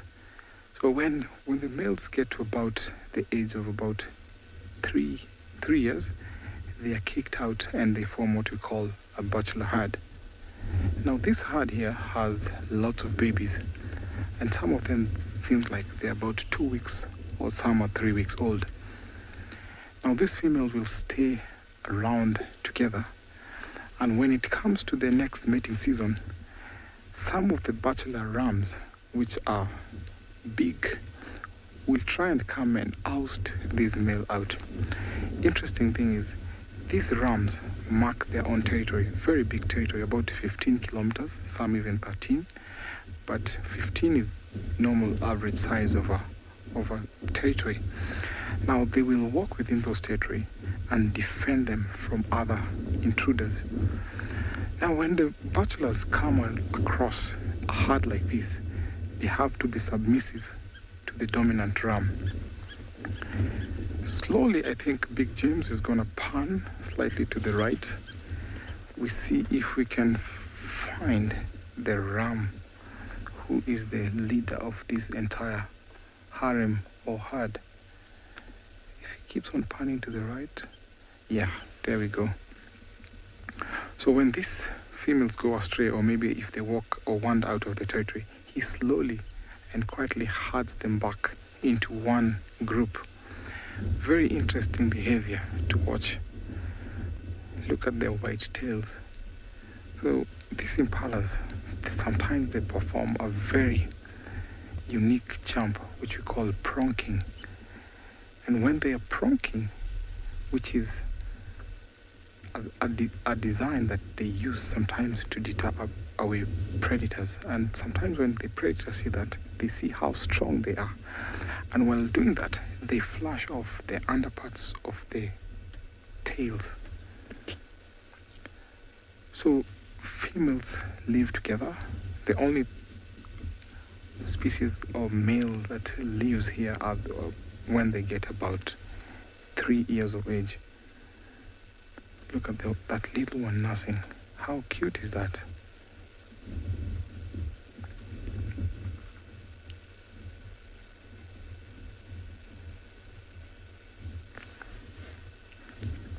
Sam, thank you so much for your question. Where do the antelope herds go at night? So, antelopes will prefer a safe place to go at night. So during the night, they will pick a raised platform, a raised area, where they will go and lay there and stay there for the entire night. A place where it's safe for them to watch over a 360-degree angle. This means that they have to come to a secure place, an open place, no trees, no bushes, an open place where they can be able to watch over for any predator that might be coming their way.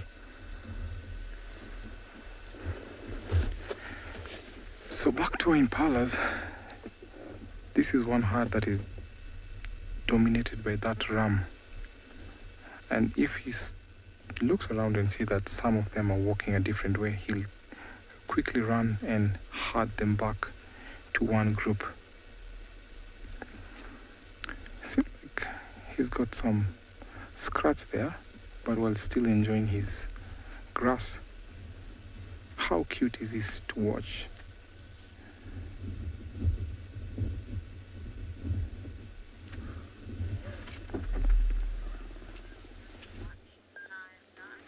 I'm sure they are enjoying the grass. The sweet plains of East Africa are generally very good for animals to eat.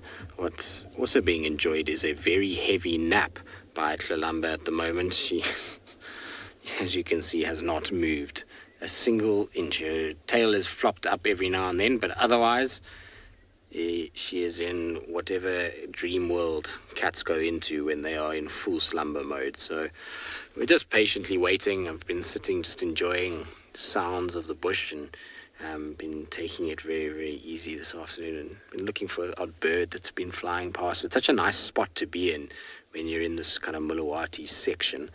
Beautiful leadwoods and jackalberries, and it's got this kind of little riverbed that runs down away from us, and so it's a pretty location to spend a bit of time, especially when our leopard is sleeping. So lots to kind of look around at and see. You can see some of the bush willows on the left-hand side are flowering at the moment and getting their leaves. It's always an exciting time of the year to be in the bush. I absolutely love in this time of the year. Everything goes through this change. You go from this drab, dry wilderness where it looks like everything has been scorched and there's nothing really alive, and then all of a sudden you get these explosions of flowers and leaves and insects and birds coming back as they make their migratory routes down towards us. And it's just such a nice time to be in the bush, to watch that change and to see everything come to life. So even when you sit with a leopard like this, it's always good just to look around and appreciate where you are. And given that this is going to be my last afternoon for the next little bit, it's nice to sit with the leopard and just take it all in before I head back home. It's always a good thing to make the most of your time out in the bush, that's for sure.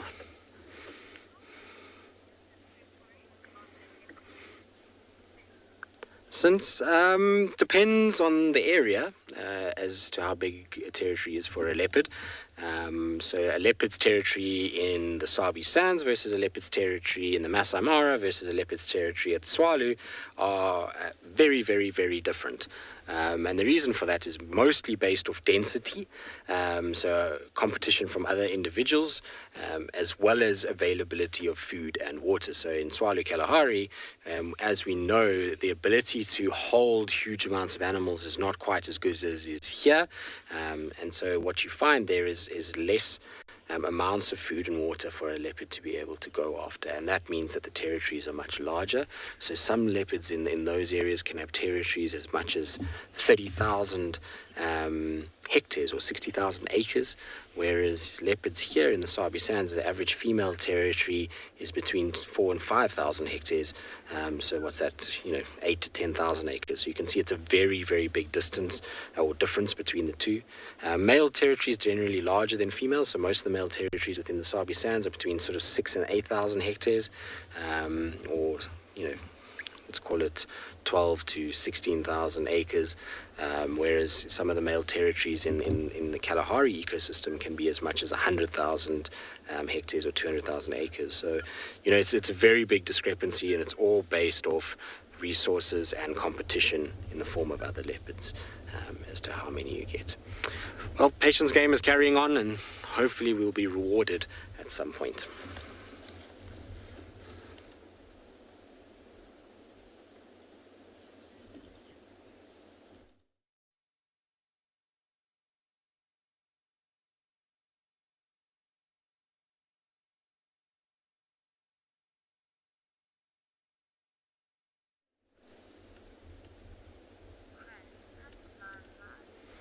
Right, well, it sounds like there's been technical difficulty somewhere across Africa, and so you're back with the sleepy Kalahari at this stage. She still hasn't changed much movement at all.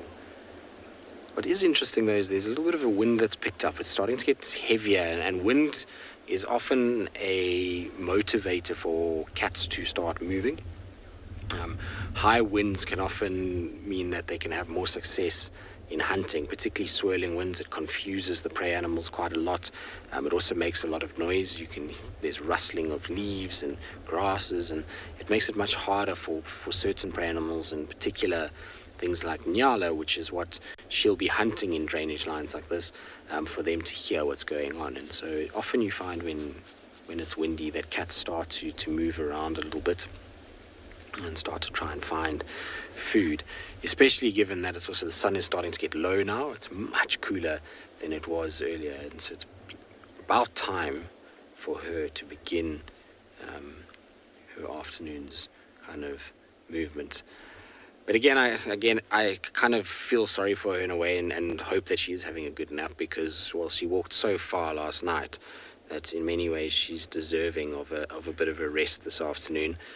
She's did a serious march last night, and when we were talking about it this morning, she must have covered over 20 kilometers during the course of yesterday evening. So she has earned a break, and as much as we want her to move, I think it's good for her to have a little bit of a snooze. But you can see up there the sun just starting to kind of drop down to the horizon as the afternoon wears on, and it really is much, much, much shadier than what it was, and cooler, and like I say, the wind is picking up, so I'm hoping she'll start to move.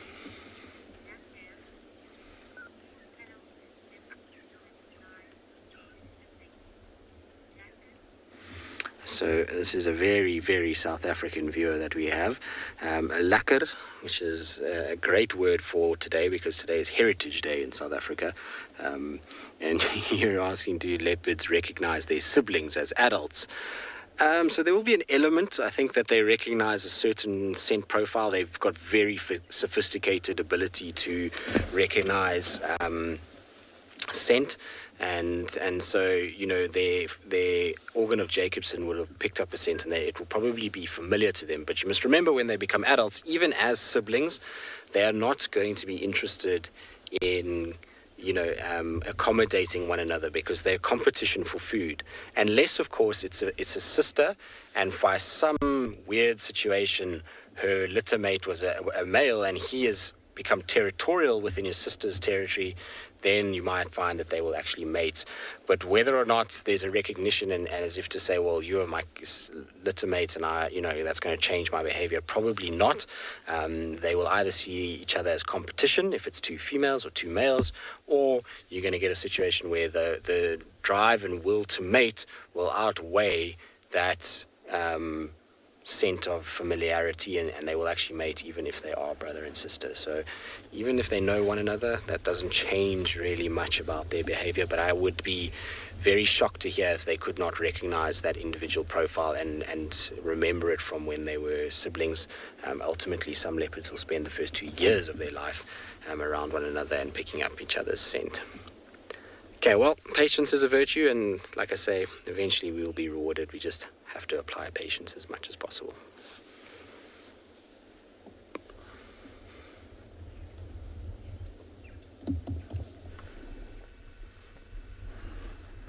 It's always interesting when we're watching leopards, especially at this time of the evening.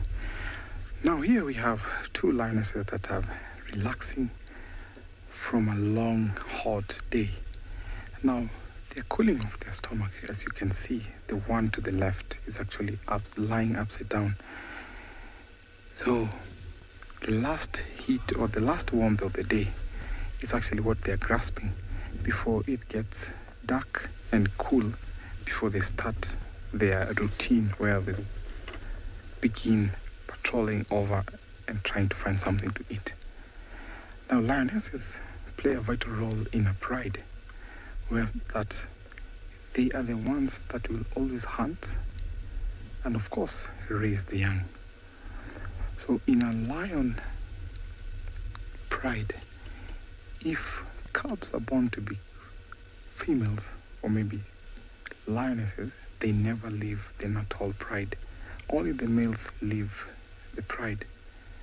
So these two are from the Mugoro pride, and I'm sure because we have lots of game around here, they might go for something tonight.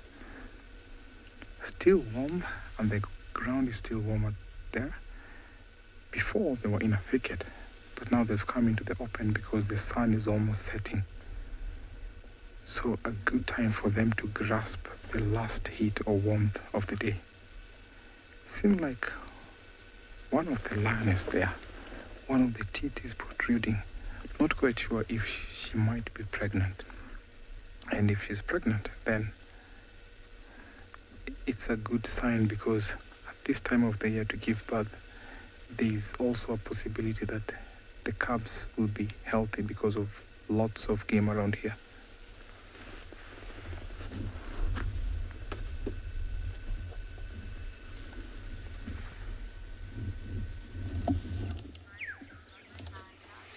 As you can see, Kalahari has picked up her head, and that's because there's a hyena that came right up towards where she was, behind us, and then decided to turn around and walk back. And it's kind of just standing behind us at the moment, and she's just watching, kind of staring at this hyena, which, well, is looking quite menacing behind us. It's got its mouth open and showing all of its teeth, so not surprised that she's staring at it, really.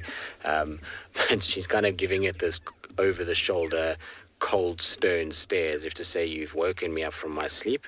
I'm not impressed, but I think she's going to potentially flop back down again now that she's realized the hyena's not posing much of a threat to her at all. But you can see how difficult it is for these leopards at the moment, especially here on Djuma, central Djuma particularly.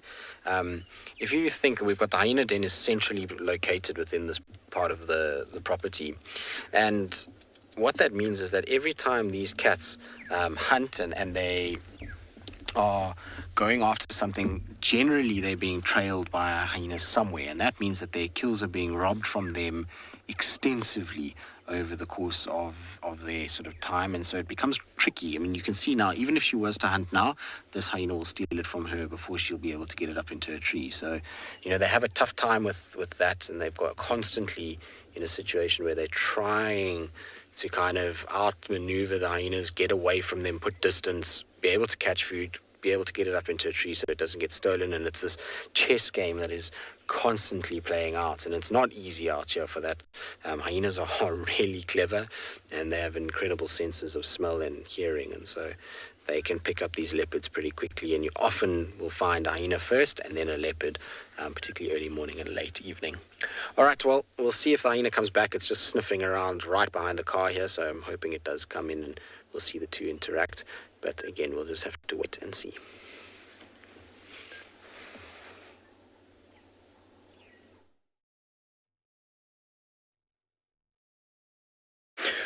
Well, that might be, excuse me, a big drama coming up there over hyena and the leopardess. Now, I left my long-crested eagle because it looked a bit difficult for her to get in the thicket. And the clever, I would say, impala went much deeper in the bushes with her baby.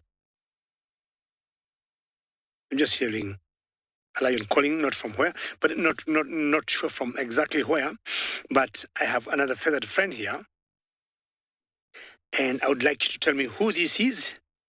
I don't think I've given you a quiz on my birding today. Hashtag WildEarth on Twitter, at FC in the comment section of the YouTube chat channels, or kids question at wildearth.tv. Who do you think this is?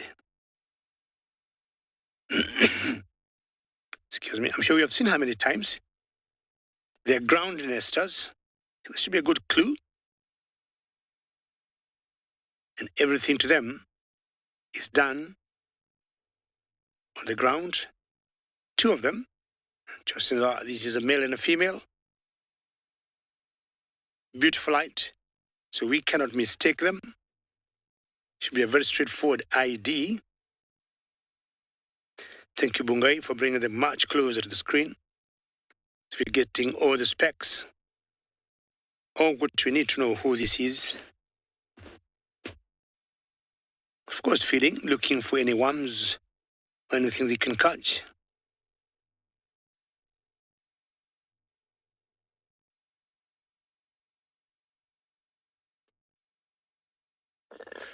Rookie, jumbo, and very well done, Rookie. You say aspar-winged lapwing. Excellent. Very good. Very good. You got it correct. And she's just walking next to some giraffe dung there. All those black pellets, Rookie, you're seeing there, from a giraffe. And I remember when I was in college, I was told when you see giraffes pooping, the males will do it when they're walking, while the females will always stop and do it. So I guess that was a male giraffe that passed there. But either way, Rookie, very well done. These lapwings are very territorial. And I can tell you, if I would follow this particular pair very carefully, I might find them in the same general area every other time. Not all birds are territorial, but this particular species are very territorial. And when they have their young ones, or when they have their eggs, they protect them in a very big way. And they'll fight and face any bird. Of course, the first species they not allow here is, of course, a species of their own, the spur-winged lapwings. But then if they'll see the bigger birds, like raptors, or like the long-crested eagle we saw earlier, because they've been known to prey on their chicks, they'll always fight them back like a dog fight to their would-be predators. Well, I'll be moving on. I'm sure she's trying to dig something there for herself for early dinner and find out what else I would get for you as we move on to another colleague of mine.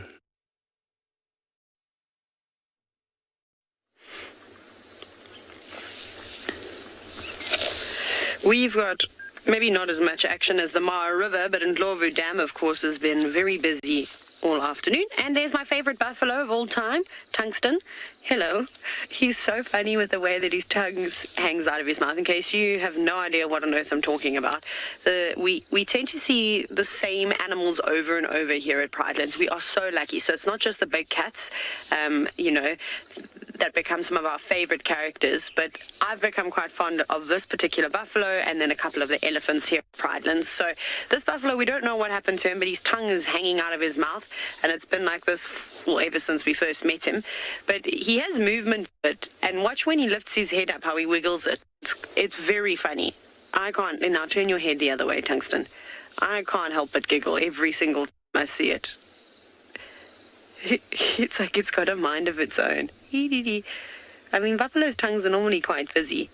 I'd like to see him eat grass. You can see it hanging out now.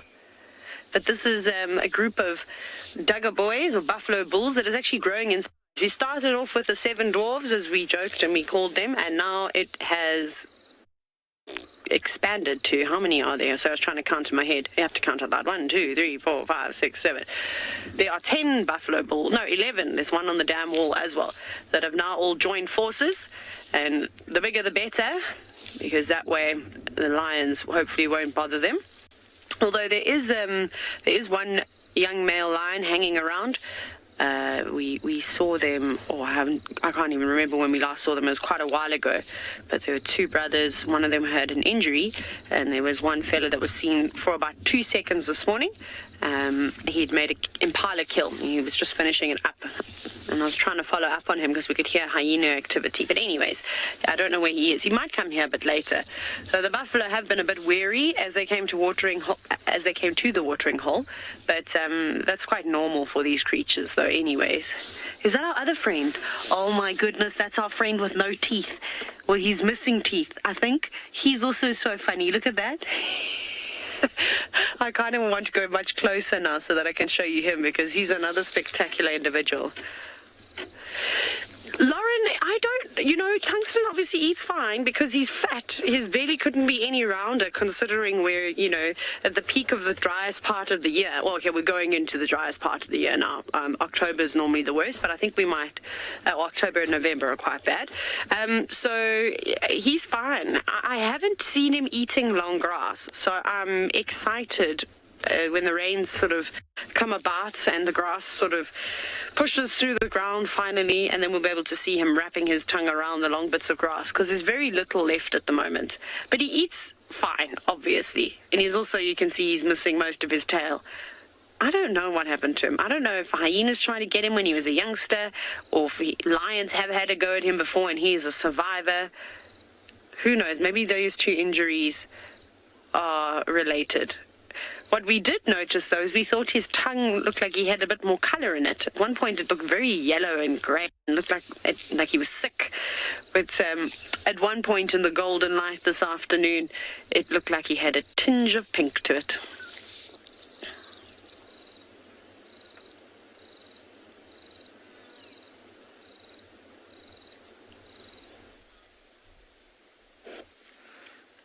So just as those buffalo seem to have had quite a rough time over there at Pridelands, we've come across this one wildebeest that also seems to have been going through a little bit of a tough time by himself. You have a look at that one on the left. If we're looking right at the top of the back there, you can see that there's a patch of fur that's missing. And then just on the side, you can see that there's 3 distinct scars. It's actually turning nicely now for us to see those. 3 distinct scars going right down the side in a very long, thin line. And also if you have a look at the tail, you can see that the end of the tail actually doesn't, it's almost like it's chopped.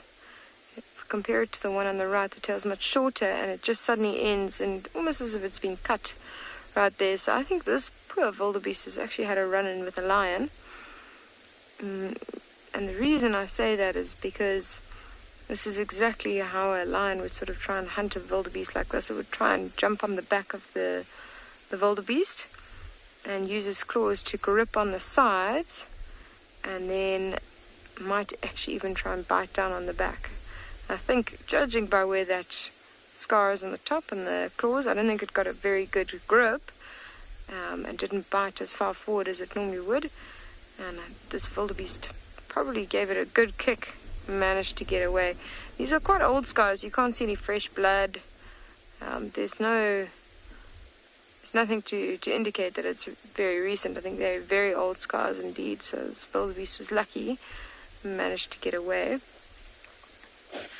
Oh, it's quite interesting if we compare it to the one on the right. One on the right is beautiful condition, much, much stronger.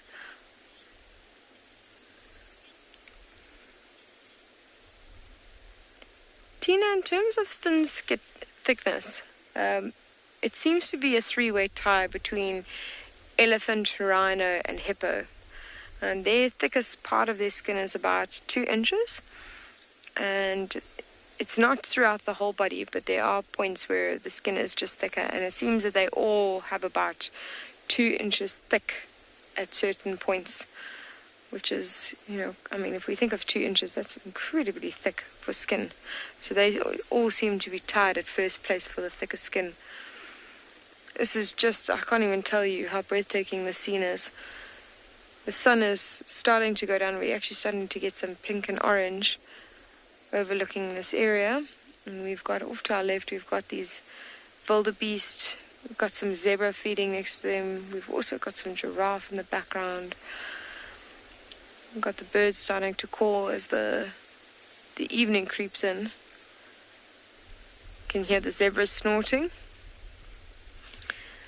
I think we're going to drive around a little bit and appreciate this sort of serene moment that you get in the African bushveld.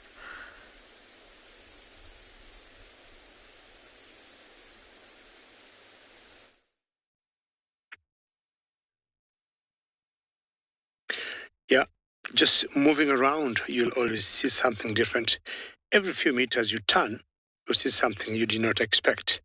Like, I just moved after I left the lapwings feeding on the ground there, and I found this unicorn.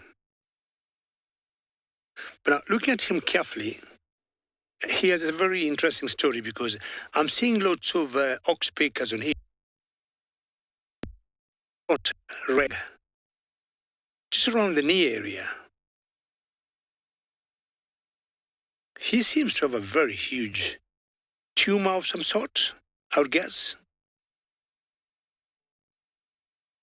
I won't call it a snake bite, but I've just guessed, that this could be a tumor or something cancerous that doesn't seem to be bothering him. He seems to be feeding well. He has lost one horn. I'm not sure in a fight. I'm not sure he was born that way. I've never seen him before. But looking at his age, he looks to me like a senior citizen, like an old eland. And I wouldn't know what could have happened to him, but he seems to be in very good shape, feeding on grass as usual, as the elands will do. Elands will both graze and browse at the same time. And they're 4 huge bulls. they form their own bachelor club here because there are not females with them, as much as the females also got horns. Males get greyish as they age, and the dewlap below their necks become even bigger, which we have always thought it helps them to thermoregulate in the tropical heat, and they're able to keep the temperatures down. See how massive that dewlap is. And it gets the bigger, the more the surface area, the better the cooling. I'm sure you can hear from the background some elephants having a go on each other in those orange leafed crotons in the background there. It made those elands stop for a minute to watch or to listen carefully. But I think they said it once they knew they were elephants or they were herbivores like them. But if they were lions rolling, you'd have seen the difference in their body language.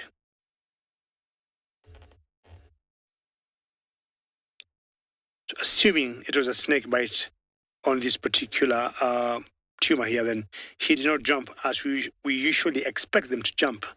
Because from a standing point, these animals have been known to jump anything 3 or 4 meters high, and especially in flight. Still looking in the direction where the elephants were trumpeting.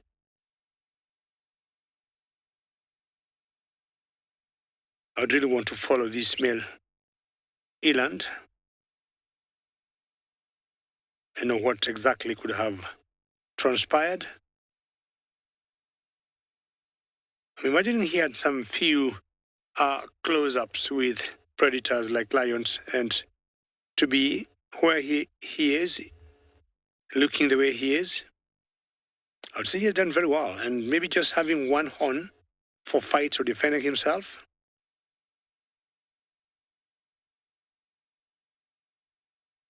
Swinging their tails as usual, as most herbivores would do.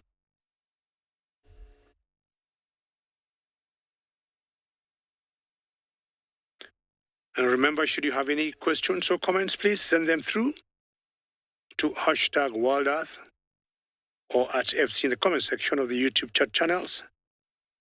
We'd love to hear from you. The largest antelope we got in Africa. Way back, my grandfather used to tell me of all the antelopes we have in Africa, the elands had the best meat.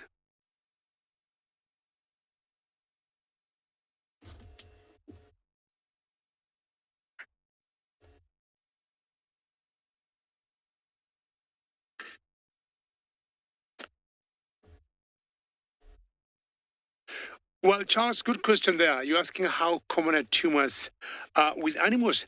I'll say, if anything, Charles, this is the very first one I have seen with an eland.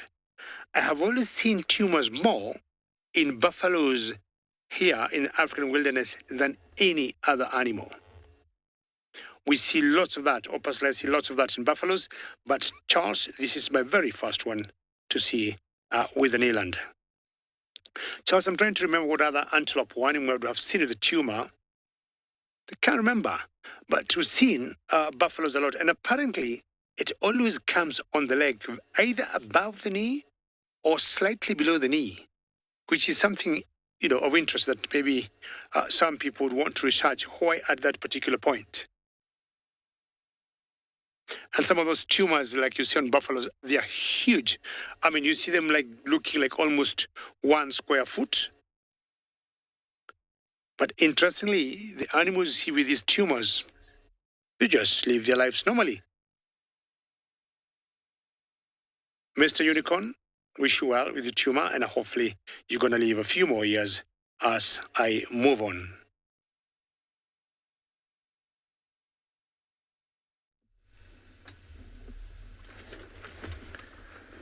Our lionesses have not left this scene, but I think one is thinking about it. Maybe time to wake up. I'm not quite sure. Oh, still tired. The second one, I think, time for a turn. Oh, look at how he's using the sister like a pillow. How cute is this? Now these lions, look at how they look so peaceful and quite lazy there. Then one thing that crosses one's mind is that they are killer machines. These lions, through their life, they've brought down buffaloes, zebras, and other prey. So, right where we are, we have lots of wildebeest, and I'm sure these ladies or these girls are right in the best position or best place to be, because tonight maybe something might fall into their dinner. Now, we saw them yesterday, they missed out on some elands, but I'm sure today, or tonight rather, they find something. Now, lions prefer when it's cool, the cooler time of the evening, or maybe at night, because it's cool enough for them to carry on with the hunting. They use less energy at night, and their vision is best or good at night. They can be able to isolate prey at night easily without being detected as compared to the day. Now that is an indication that there's some flies there, so they use the tail to whisk off the flies. So there's sometimes when you see lions sleeping like that, they get irritated by some flies called the lion flies, which like the moist part of their body, especially on the hind part, maybe under the hind legs. So these two lionesses are sisters. There's one dominant male that was around here a while ago. His name was Kibogoyo. Together with his brothers, we saw them being chased by buffaloes. Now, lions can go for bigger prey, small prey. They can also scavenge sometimes. They're opportunistic also. And if sometimes they can hear hyenas, maybe at a kill, they can go and chase them if it's maybe one or two. But sometimes they fall victim and they get chased away from their kill by hyenas. So these lions are going to be here for a little while. And as they wait here, something might come their way. We've seen sometimes in sighting like this, warthogs, impalas, and even wildebeest and zebra come their way. So as they sleep here, it's getting cool, so we're going to wait for a little while and see what they'll be up to.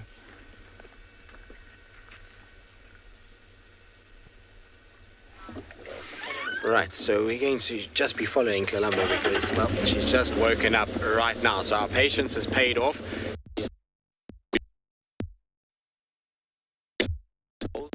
And she's going exactly where we thought she was, basically up the Mulawati. So she's heading straight northwards. Hopefully we'll be able to keep up with her. It's quite a tricky area and it sounds like we have a few tech issues, so we'll just be patient and hopefully come out the other side.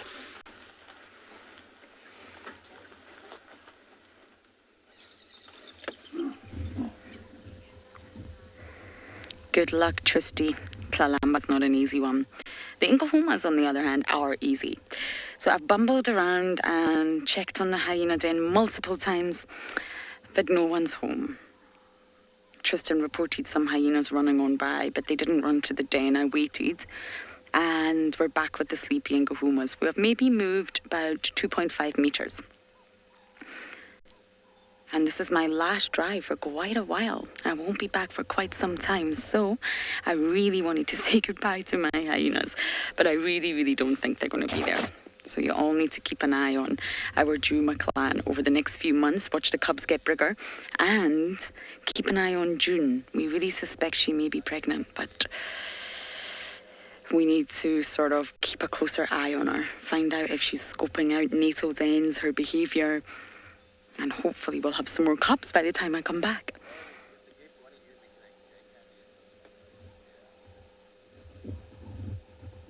Apparently there's two new male lions, well, not new male lions as such, but two male lions that have visited Buffelshoek before, back on Buffelshoek. There's a lot of movement between the lions, a lot more than we're aware of. And this is constant. Even lionesses are known to leave the coalition that they are under sometimes, which is very dangerous and very tricky, to sneak off with a male from a completely different coalition. Now, it's naughty, and if she got caught, she'd be in trouble, but lionesses are known to do that. If stronger males come into the area, they will. They want the best for their offspring.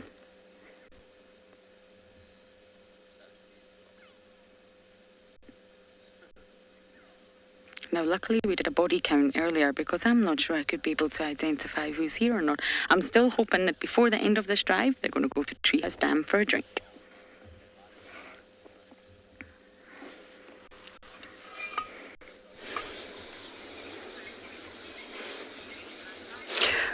I am honestly in absolute awe at the moment. Oh, here comes the second wave. Can you hear them? There are, I think, a few thousand, or maybe like 1,000 quelea here. Maybe a little bit more. Look at this.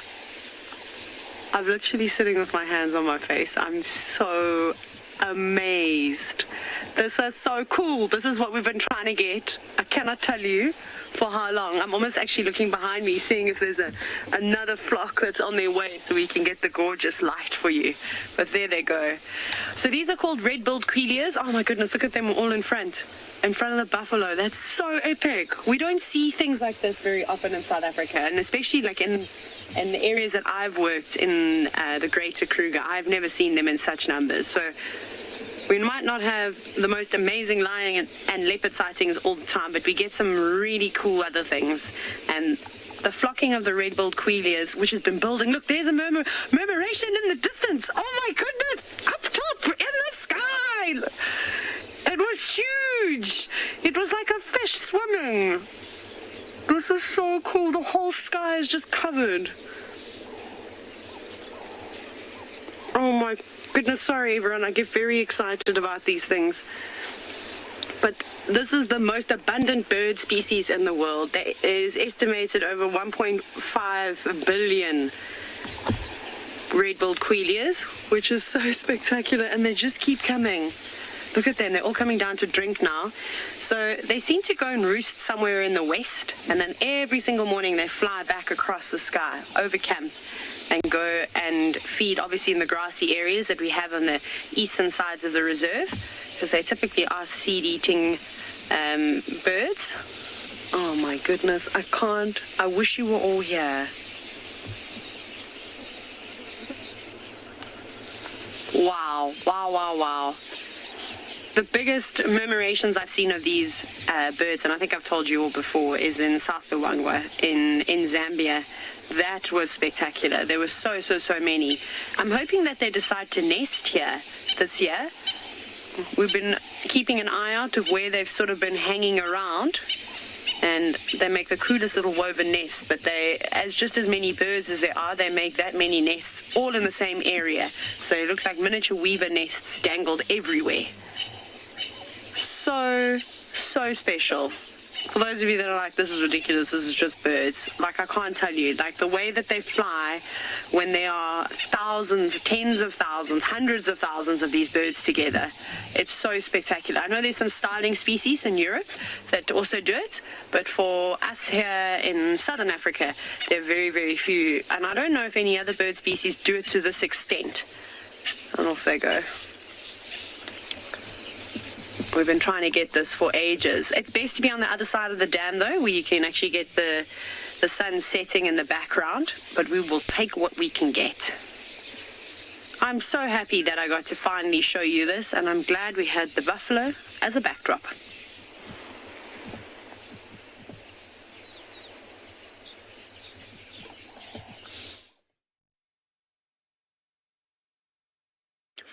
Very well done, Taylor. And just like Taylor, I'm also very excited to show you black rhinos from the Masai Mara. It's not one, two, it's a mother and her two calves. I don't know who is more excited than the other, myself or Taylor, but I think myself, because we have the black rhinos in the Mara, but sometimes they're always very difficult to spot, or when you spot them, because they're always very shy, and like the white rhinos, they very quickly retreat in the bushes. It's the youngest calf of this mother. And I'm sure we saw white rhinos before during the show, and the one major difference that to me count is the behavior of these animals. Of course, the other differences like what they feed on, the shapes of the mouth, but these ones tend to be more in the thickets. And once you see them out, either they'll be browsing on small little plants or small little bushes, like Kepa's bush, and on their way back to the bushes. But the white rhinos may remain open like the whole day and the whole night. Very difficult to get black rhinos out open like where they are in the night. Not sure whether that one wants to go and play with the sister or the brother.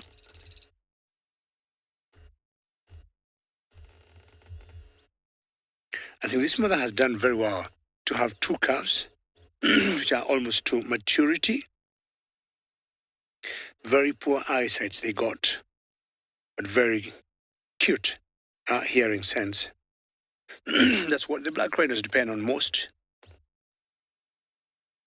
They'll always stop and move their ears like satellite dishes, picking any sound wave from any direction. And I'm sure they're always able to digest whatever noise it is or whatever sound it is. If it's nothing of concern, they'll definitely keep moving. It's the bigger calf that has joined now, the small one and the mother. Very territorial. In general, they'll always have the small calves by the side or at the back. It's very typical for black rhinos. Unlike the white rhinos, where you'll always have the calves either on the side or in the front.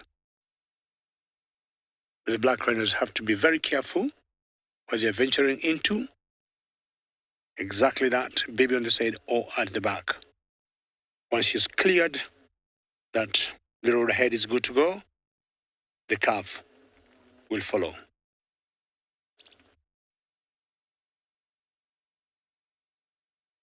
They seem to have been doing some mud bath somewhere.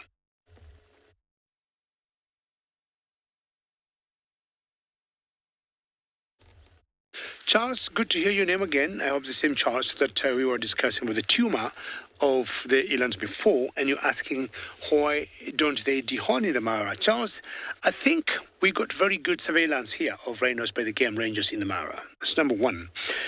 But also it was found out way back, Charles, that when poachers were meant or they were determined to bring down a rhino, and they would find one and they get it without the horn, I think out of frustration, what they said, they would still kill it. So you would imagine, I mean, even these poachers, they know the risk they face, Charles. Being out here, way back when poaching was very bad in Kenya, we had a presidential directive, way back, I think in the 70s, where the president said, any poacher you get out in the wilderness, don't even arrest them, just shoot them where they are. So the poachers know the risk and the dangers they face. So it takes them a lot of nerves to be out here to try and get a rhino. And they know if they're caught, they're done. So what they do, out of their frustration, trying to follow and monitor and capture a rhino at one point, and they do not get one. When they get one and it doesn't have a horn, what they'll do, they'll still just kill it either way. So that seemed not to be working. So what to do? The game rangers improve their apparatus and their surveillance, and every day we have planes or planes up in the air, just keeping an eye. Game rangers will be patrolling, and I would say, Charles, so far, so good.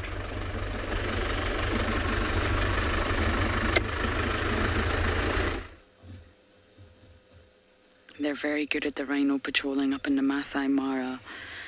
And Mohawk here is very good at sleeping. He's taken to cuddling a log I don't think any of the ladies want to spoon with them, so he's decided that he's going to spoon this log. They're all cuddling one another here. We've got a big cuddle puddle in the middle here, BK. We've got some sneezing.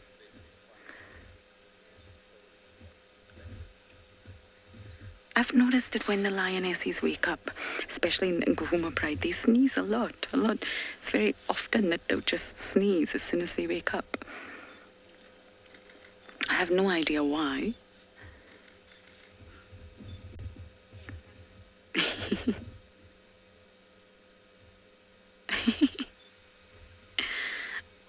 Oh, that's so sweet.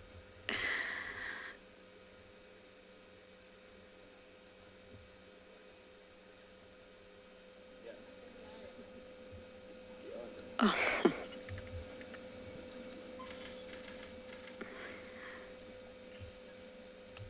Considering they are the apex predator of the entire ecosystem out here, they control everything from a top-down approach. They can be very adorable at times.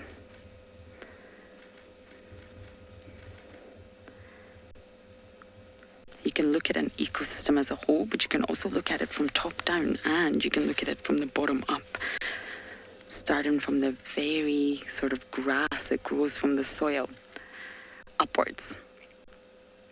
But that's the role of lions in the ecosystem. So although they're extremely fierce predators, they are there to control the populations of the prey. Can you imagine if there was far too many herbivores, especially grazers? They would just graze everything. There would be nothing left of the grass, which would then in fact destroy the land. Balance is everything. Ecosystems are all about balance. That's why you have predators, that's why you have prey, that's why you have scavengers, that's why you have detritivores. Well, they haven't got up to go for water yet, but I'm hoping it's coming soon.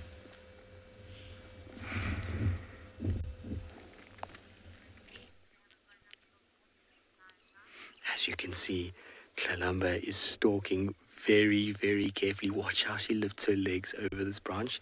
She's busy hunting a scrub hare, which is a surprise, surprise.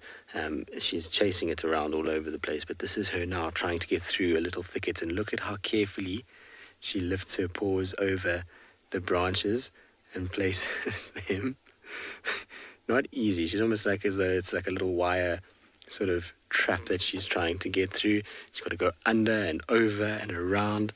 It's so cool to see. I have no idea where the scrub hare is. I just saw it a little bit earlier, kind of trotting off into this direction. So I'm sure it's somewhere in front of her. Judging by her body language, she's got to be pretty close to where it is. And we know at the moment that she's absolutely loving scrub hares. In fact, I can actually see it. It's impossible for the camera to pick it up, though. It's a little bit further ahead of where she's going. I don't want to start the car because I'm worried that it'll spook the scrub hare. But the scrub hare is probably from where she is about 10 meters in front of her. She's now taking a bit of a different route to get to it. And she's going to zigzag her way there. And the good thing is the scrub hare is feeding. It's facing away from her. It's not facing towards her at all. But look at the body language. Watching a leopard in full stalk is one of the most mesmerizing experiences. Watching those spots as they slink through the grass and how they extend their body, and they're so careful with how they place their feet. Hopefully, like I say, we'll be able to see her get a little bit closer. She's still got a long way to go, and there's not much cover for her. Unfortunately, she's in a situation where she is busy kind of trying to close the gap, but the gap is still quite far. So she's got a little bit of a way to go. There's another vehicle coming, so I'm going to just use the other vehicle just to move ever so slightly forward.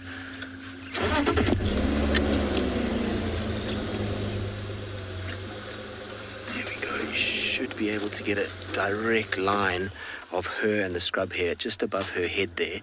So up a little bit higher, a little bit higher. I don't know if if you can see it there its ears are. So she's walking straight towards it. Isn't this a cool shot? Now, of course, the scrubhead has no idea that she's here at the moment. You can see it's busy feeding, and I hope it doesn't have little babies, because sometimes when you see them doing this, there's little ones around, and she'll take even the little ones. It doesn't matter for her. It can be adult or baby. She'll go after either. Isn't that amazing? To be able to get footage like this is so incredible. You can just see the scrub hair. It does look like there's little ones there. It's just me, or is there movement around the tummy of that little scrub hair? It looks like there might be. Now she'll be banking on, if there is little ones, the inexperience of them. And of course, it's not a huge meal for her, but she'll take anything she can get. Amazing to watch, though, how she slinks through the grass. Come on, you clever girl. Now, for those of you that are sensitive, it's probably a good time to look away, because she will pounce at some point, and if she does grab it, unfortunately, they do make a little bit of a noise. So, like I say, if you're sensitive to animals being hunted and being killed, then I suggest now's the time to not be watching anymore. And as sad as it would be for the scrub hair, obviously, she's also got to feed. She's got to be able to find a way to eat. And so this is part and parcel of life out here. As much as she hunts these scrub hairs, and it's obviously sad for them, at the same token, she's got to watch out for hyenas and other leopards and lions. So she knows it's a kind of catch-22 in many respects. But watching a hunt is what is so interesting. The actual final result normally doesn't interest me that much, but the techniques and the way that they move and how much patience they show and the way that they are able to glide through these seemingly difficult places with such ease and not make noise. And I can tell you, if you've ever been out here, to walk as silently as she is and to negotiate little thickets like that is really very, very, very difficult. Now, some of you might also be wondering why she hasn't pounced from where she is, because it looks as though she's right on top of that scrub hair. Well, there's two reasons for that. One is that she's not close enough yet. The scrub hair is very, very fast. The second reason is that the lens is actually making it appear that the scrub hair is closer than it actually is. The leopard is probably, I would say, about 8 meters, 7-8 meters from where the scrub hair is, which is too far. It needs to close the gap to within 2 or 3. And how leopards generally hunt scrub hares is they get to a point where they're able to be just behind it, and then they explode from behind and they land on it. So they actually don't run after it, they more jump on it, and that generally gives them the element of surprise to be able to grab it. So what she's trying to do now is just close the gap a little bit and try to get that much closer in order to be able to do that.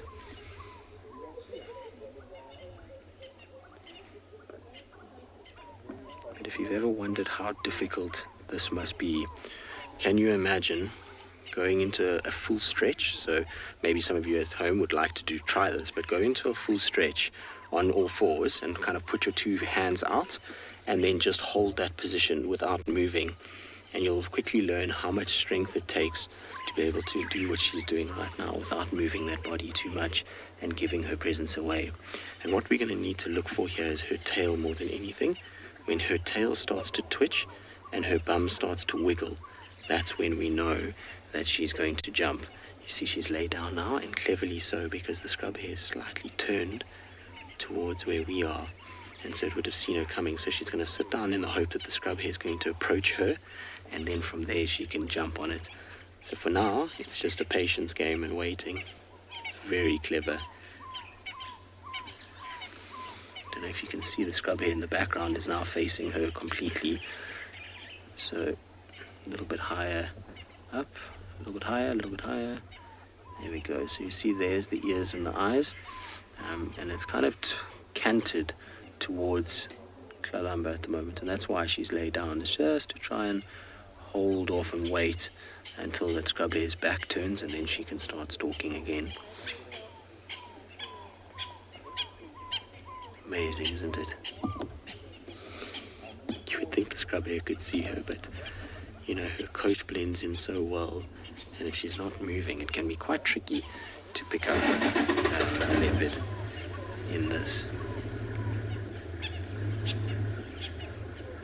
She also doesn't have any more cover to use to get closer to that scrub hare, so she's now basically hoping that the scrub hare comes towards her, and the darker it gets, the more kind of the scrub hare is going to explore without being able to actually see her. Maybe that's what she's banking on, is just waiting for it to get that much darker.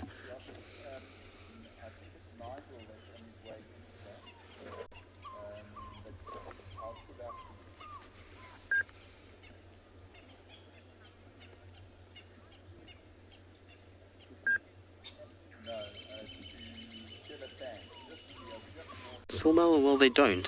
So the agility and the strength and all of those things start to wane as they get old. Their muscles and their body starts to break down on them a little bit, and hunting becomes harder and harder. And it's often how a lot of leopards come to their demise, is that their condition deteriorates so much, and because hunting becomes so much harder, they're just not able to keep their body in good shape, and then they get attacked by other leopards, they get attacked by hyenas, they get, have to deal with all of those things. So it really is the way that they go, is that their body does break down, they don't maintain their agility, but as long as they're able to find food and water and keep moving, their body stays pretty sort of healthy.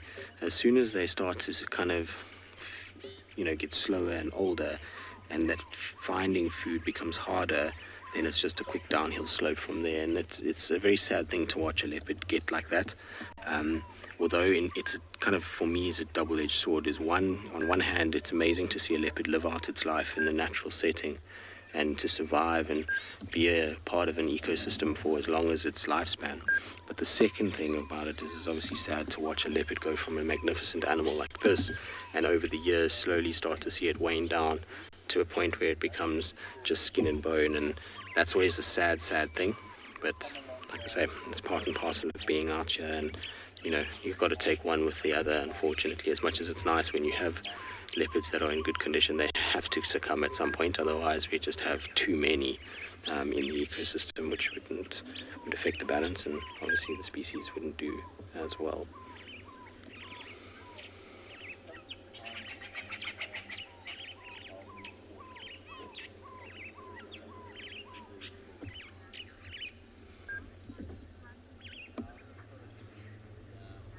So Minamu at the moment, the reason why it's not picking up the smell of it is one, so if you look at a scrub hare, you'll see how its kind of facial features are in a certain way. So very large ears, quite a large eye, but quite small nostrils, which indicates to you that their sense of smell is not the best. They're relying more on their hearing than anything else, and then that big eye to be able to bring in a bit of light.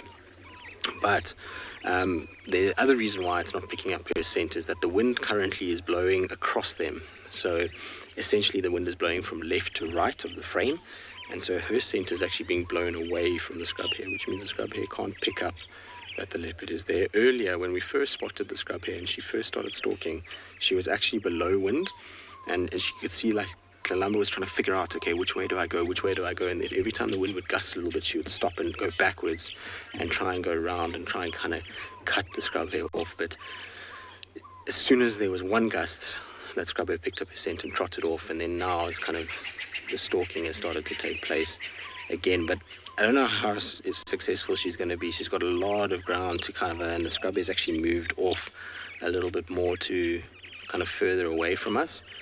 So I think she's going to be patient and just wait for it to get darker before she decides to do anything. I think she's going to wait until it's night time. That's my personal feeling. Because she's just watching the scrub hare and just keeping tabs on it. And you often see this from cats, is that they do this. They have a way of just sitting and being patient, and as soon as it gets really dark, then they know that they can come into their own and start to hunt.